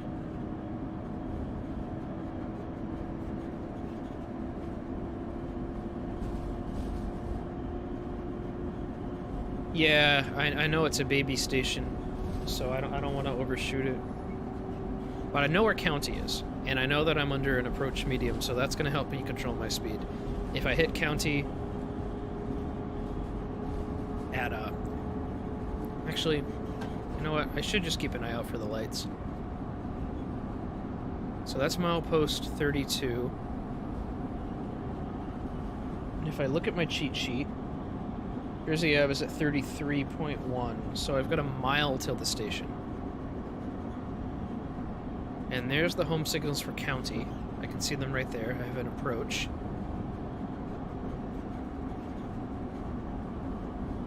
So I'm thinking at those home signals, I'll just start braking. I'll start with a 10-pound reduction and go from there. So that's like in between a minimum and a suppression brake. So I don't see the platform yet, but I don't want it to... Oh, actually, I kind of can see it a little bit. Maybe I'll just put it into minimum. Nope, never mind. I have to do suppression anyway. because of the approach signal. I forgot about that one.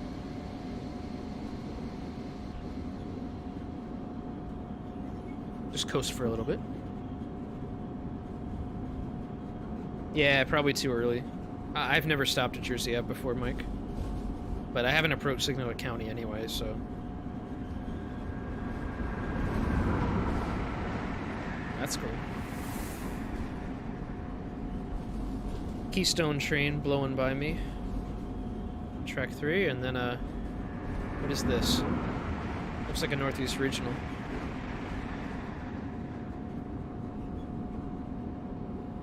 On track 2.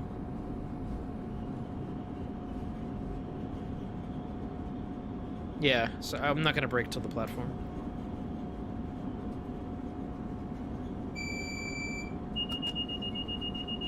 Nope, I got a restricting drop, so I have to brake.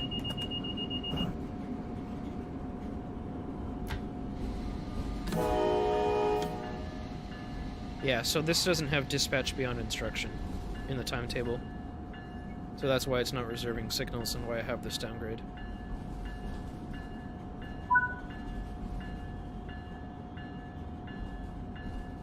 And we're not going to get it because we've been treating all these signals like, all these stations like, L stops.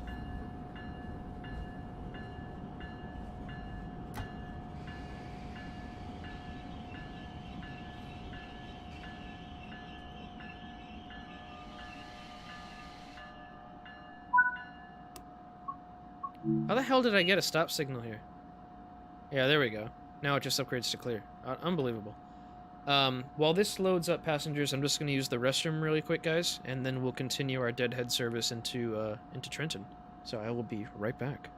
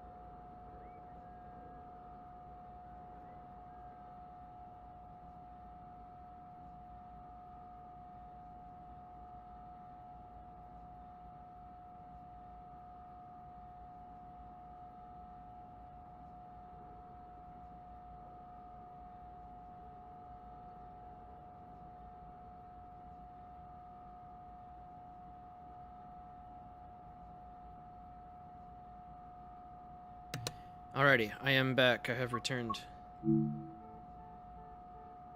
So let's finish this deadhead service into Trenton. I believe that's the next logical step. Let's take a look. Trenton Trek 4. Okay, so we get there when we get there, essentially. Sick.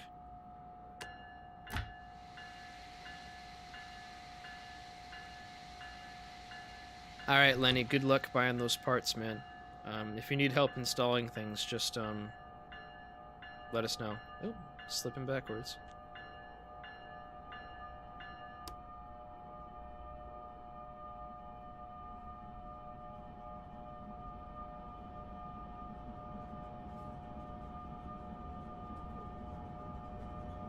So yeah, from here, we've got literally, like... what? 20 miles without stopping? We're gonna blow through Princeton Junction, and we're gonna blow through Hamilton. This is interesting. Okay, cool. I like it.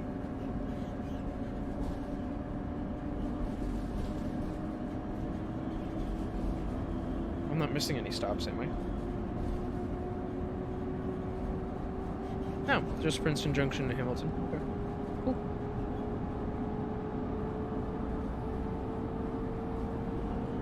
Yeah, normally it would obviously go into the Morrisville yard, but you know how that worked out. This will be nice and cozy to finish off the night.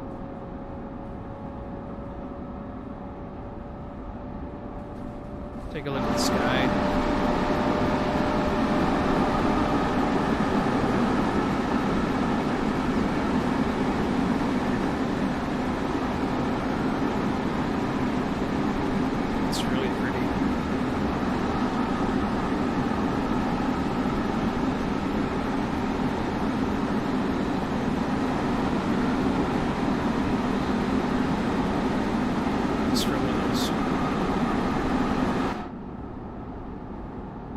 Figures throws me into a penalty of some kind. Oh, or did I press the wrong button? I took the reverser out. I'm a menace. I may as well just stay in the cab.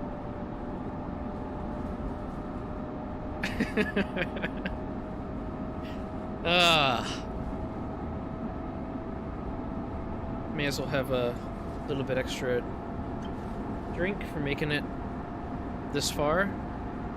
We did quite a bit tonight, guys. So we started with Stoughton Line train 904 from Stoughton to South Station. That one was a bit screwy because of timetable issues, but you guys got a nice lesson on signal progressions and how to treat a stop and proceed.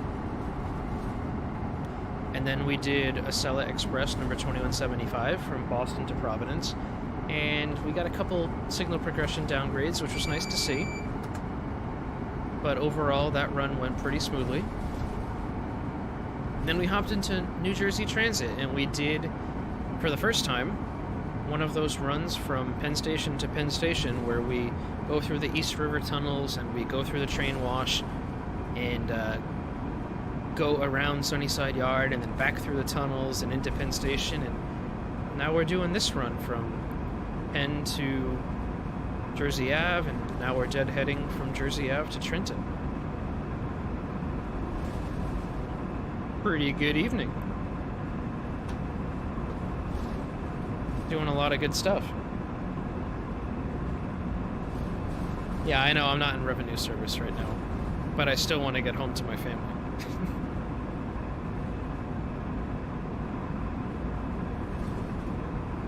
Yeah, Lenny.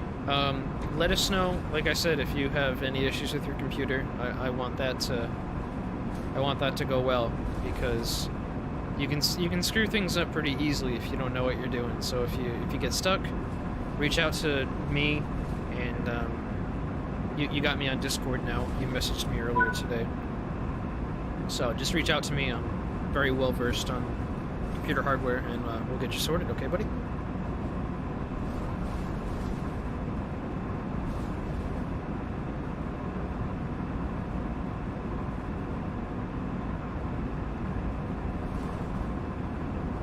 Yeah, don't blow anything up. But send me pictures or anything if you got questions.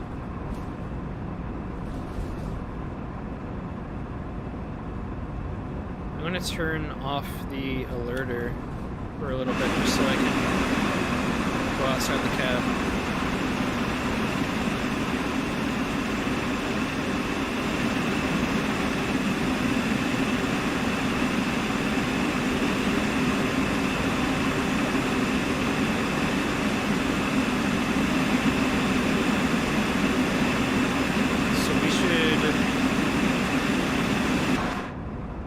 Be at Midway. If we're at these curves, we should be at Midway, almost. Am I wrong? I want to see if I'm right.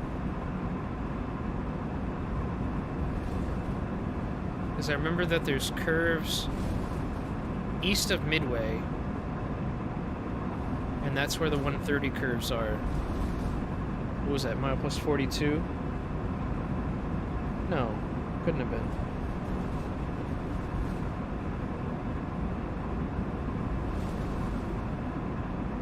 That's probably 40. Alright, I'm learning. I'm learning, Mike. Physical characteristics, I'm telling you. It's so important to learn this. The Dean's curves. I remember because I fixed a speed limit issue here before release. Clear at Midway.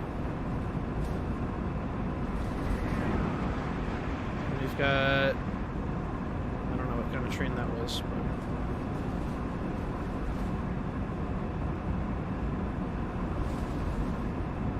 Yeah, you don't have to stress at all, which is nice. And I know where I am, too. I'm at milepost 42, almost. Should be the next milepost I encounter. Unless I already passed it and just didn't realize. That's probably 42. 42, baby.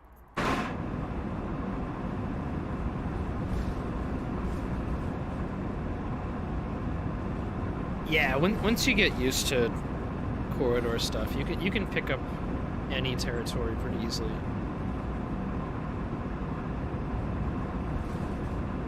Assuming you're willing to take the time, that is.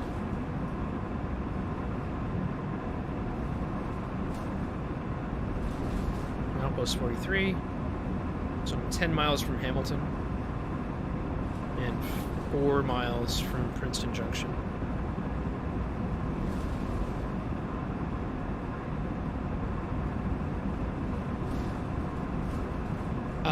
Yeah, this is one of my more favorite route releases so far. Obviously, I have a bias because I created Boston to Providence. So obviously that's going to be my most favorite route. It's my baby. So, but yeah, this is a great route. Oh, we gotta drop to cab speed 80.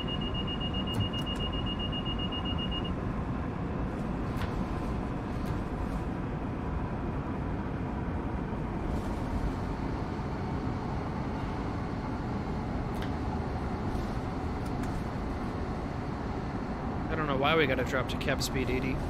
Actually, no, I do know why. Probably some timetable thing.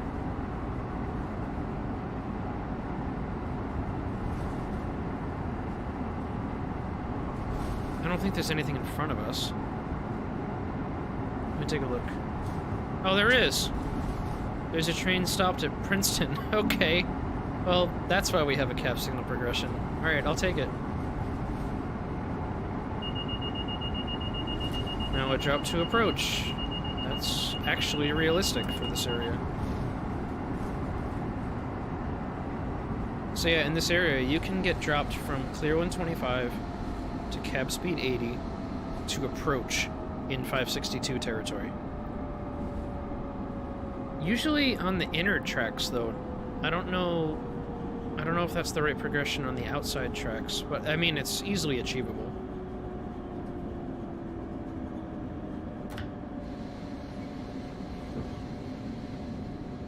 I don't know. Is this going to drop me to restricting? Surely not. Okay. Then I'll just cruise. Alright. Let's take a look at the chat while we're just cruising.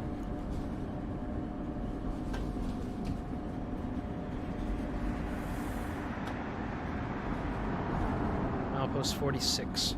1 mile from Princeton. Derek, hey, how's it going, buddy? Yeah, I'm doing great.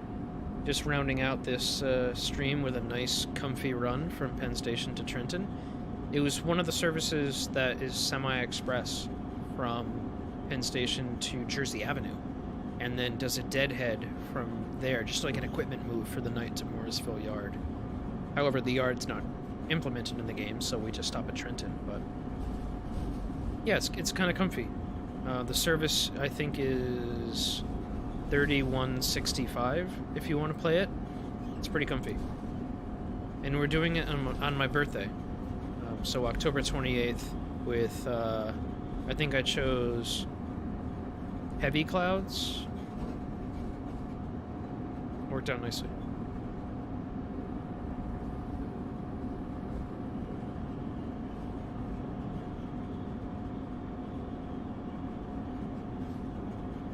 Well, it looked like I was following something. Yeah, it's leaving. It's been leaving, Princeton Junction. Once he clears a block, I'm expecting to get upgraded to cap speed 80 again. And there we go. There's my upgrade to cap speed 80. I'm just gonna hold it, though, until he gets more ground.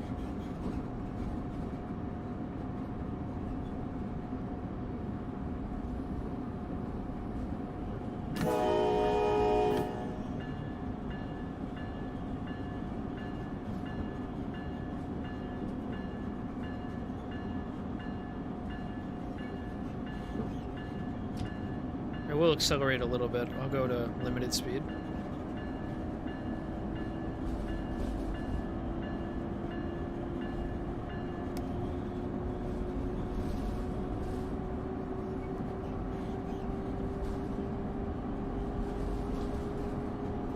If I push T on the keyboard, it'll give me the service number.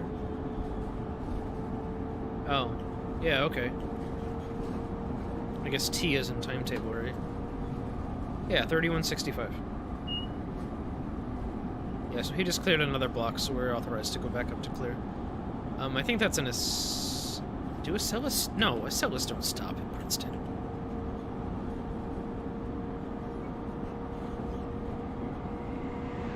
I don't know what train that is. Oh god, back to cap speed 80.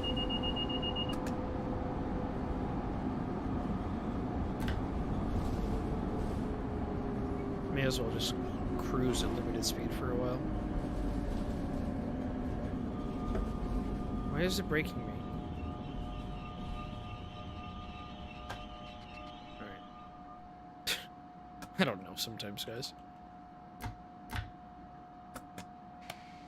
I gotta cut out the system. It freaked out on me.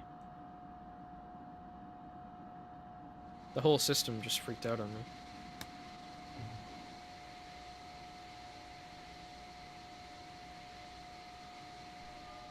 Right. We'll get back on our way, and we're not going to worry about any speed restrictions from here to Trenton. Hopefully, a lot of these little bugs with the safety systems get worked out in the next patch. I'm kind of disappointed that the patch didn't get pushed out yesterday, because a lot of this stuff was tested in under my impression, ready to go. So something happened, I guess. I don't know.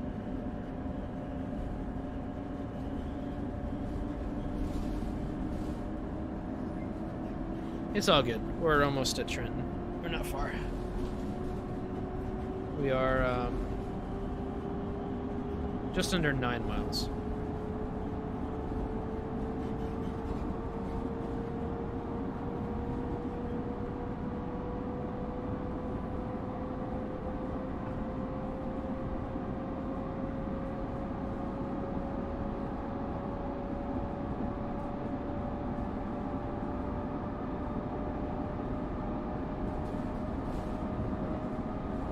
Alright, Lenny.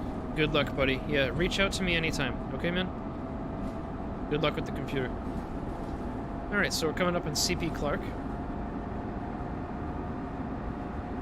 which is at milepost 48.7, if I remember correctly. I'm not going to look at my cheat sheet. 48.7. Yep. We should be coming up on milepost 49 momentarily, which is 4 miles from Hamilton. There's 49. 4 miles from Hamilton.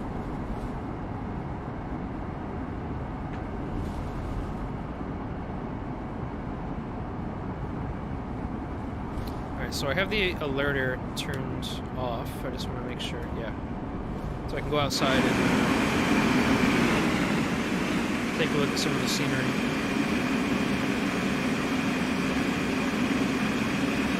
Wow, this really kills my frame rate. I'm playing in 4K ultra settings. Oh shit. Cap speed 80.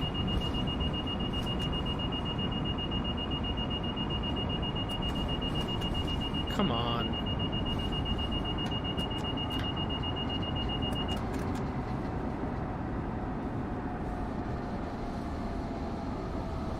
I guess I'm getting closer to that train.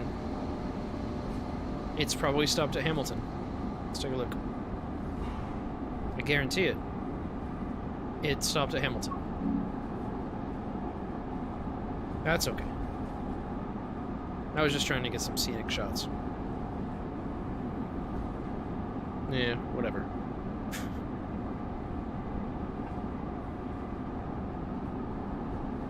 So that means at the next block point, we should probably get downgraded to approach. Which, that's the next block point, but that might just be for inner... Nope, that's for my track. Let's see. Approach medium.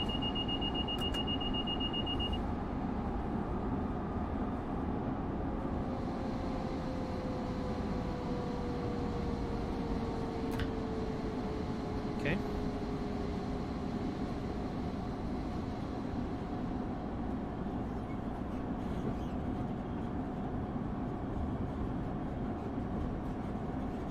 Figures are... I mean, this is the nature of operating a deadhead service, you know? Like, you're at the whim of revenue services. So this guy, he's here making money, whereas we made money up to Jersey Avenue, and now it's our time to stable up in the yard for the night. So, it doesn't matter when we get there, because it doesn't matter as far as the company's bottom line. We're just moving into the yard for the night. So whenever we get there, we get there.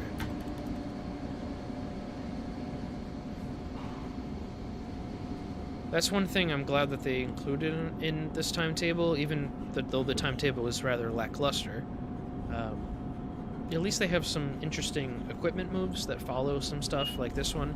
So this is service 3165, in case you want to try it out for yourself. Rather interesting little service.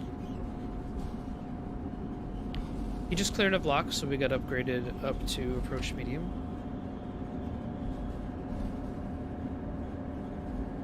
So we're allowed to get back up to 45. That should be milepost. So 52, okay. So 1 mile from Hamilton.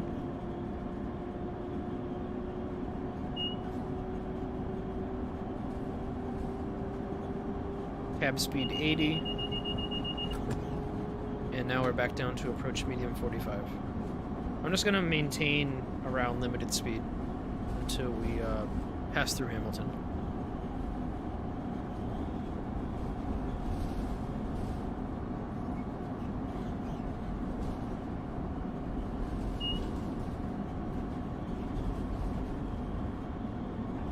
Back up to cab speed 80.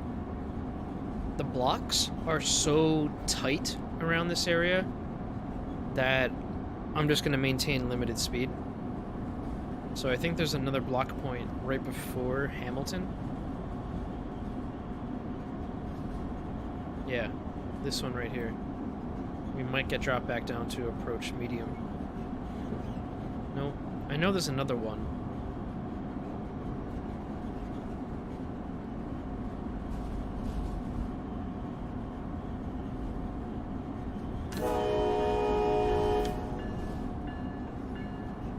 Oh, that's for the inner tracks. Okay.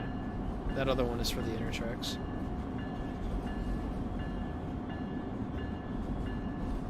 I'll speed up a bit.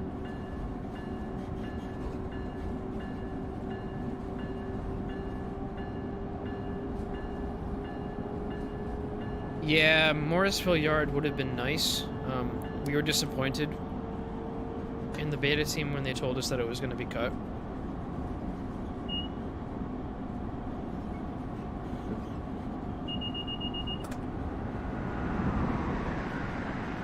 But it is what it is. I mean, they only have time and resources to do so much. So.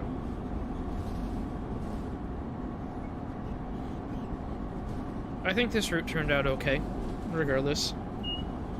The only things I think that are lackluster are the timetable and the signals. But I was talking to the signaling guy last night, and he was working on some fixes for certain things. So hopefully we get to see some of those in a future patch.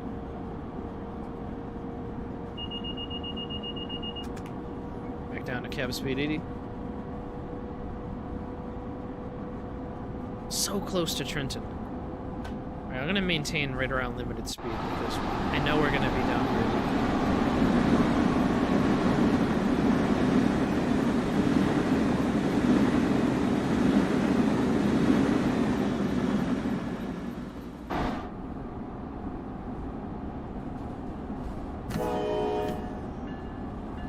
Did not mean to press the horn there. My space bar on my keyboard is quite sensitive.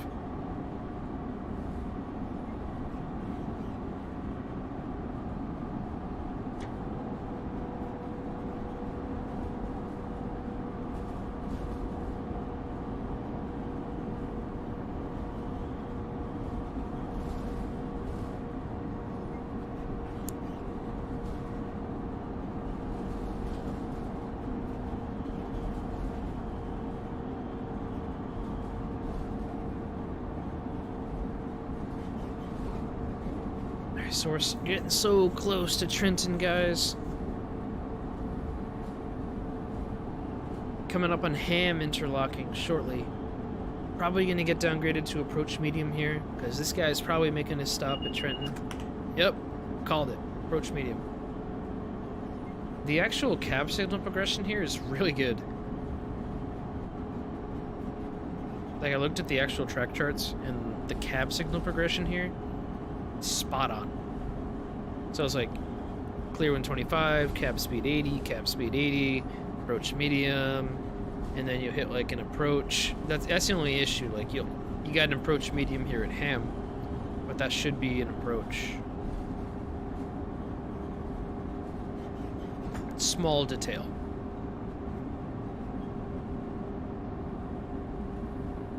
So Pixelated Rail Matt says, I know some people aren't too happy with the scenery, but I think it's really well done. I keep comparing it to TS Classic, in my opinion. One sec, I just got a break, buddy. And that was atrocious. Yeah, I mean, Train Sim Classic, a lot of stuff in TSC is atrocious. I don't even bother with the comparisons between Train Sim Classic and this game, because they're two completely different games. Yeah, it's the same genre of game, but I don't see the point in comparing them. The engine for Train Sim Classic was developed in like 2008, and this started development in 2015, I think. New York Pen, I'm not gonna hold any punches on that. Dovetails had plenty of time to get New York Pen into shape, and they seem fine with reusing and reusing and reusing New York Pen. And now that they're not including Long Island Railroad services as part of the timetable, it seems even less lifelike than it already is. So, New York Pen is a big letdown. And that's my honest take on it.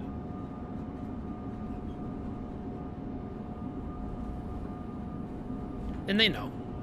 Like, that's the whole reason they were able to make a route that was nearly 60 miles long.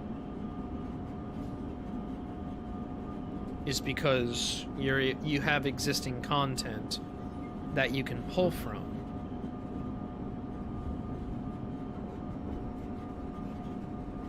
Because right now, they're not exactly, in my opinion, they're not exactly equipped to do a full 60-mile route from scratch in nice detail.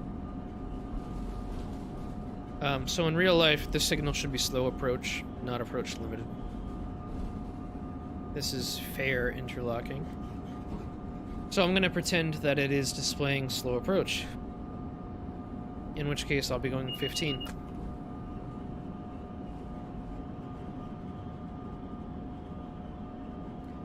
Derek, I'm not even talking about the fucking clipping in Penn Station. I'm just talking about the layout, the lack of activity, the lighting, the lack of accurate scenery. You know, it just looks dead. Penn Station's dead. And that's what sucks, because look at Pixelade's most recent video. This guy's doing the ATC and ACES tutorial for the NJT stuff, and in the commentary it says, "Welcome to New York Penn Station.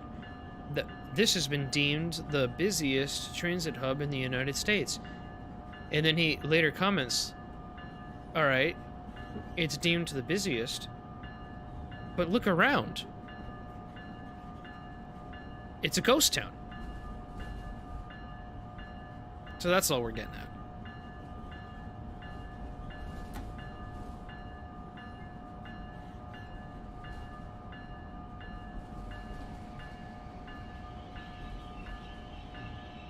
Anyway, pulling into Trenton. This is gonna be where we end it for the night. Let's return to free roam. Alright, be quiet.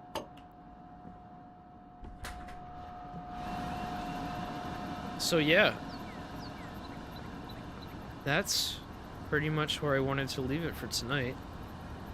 Nice moon in the distance. So yeah, that was a good stream, guys. We've had a really good week overall. This is a good week for North American rail fans. We got the Acela release, which I think went over really, really well. Easily like a 9 out of 10. The Boston fixes, which include the update to Time of Day version 4. The signal fixes, a couple little fixes with the locomotives here and there. Which includes like removing the hiss from the MBTA cab car, some access and ATC improvements on the locomotives.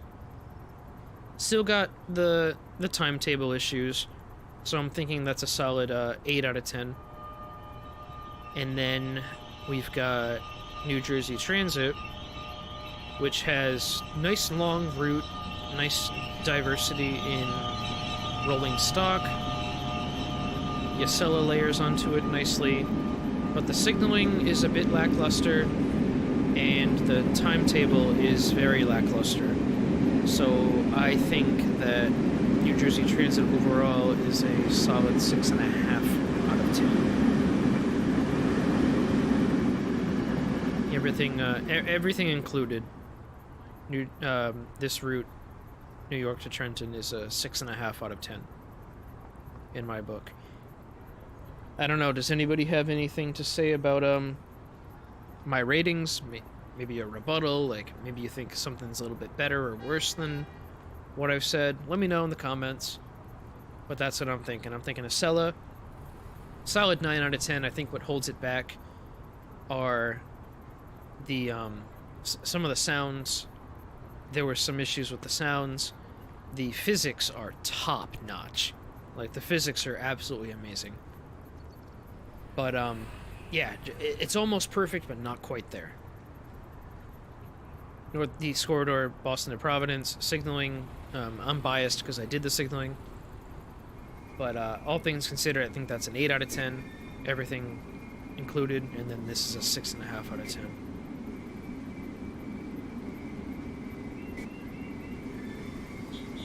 Overall, not a bad week at all for North American rail fans.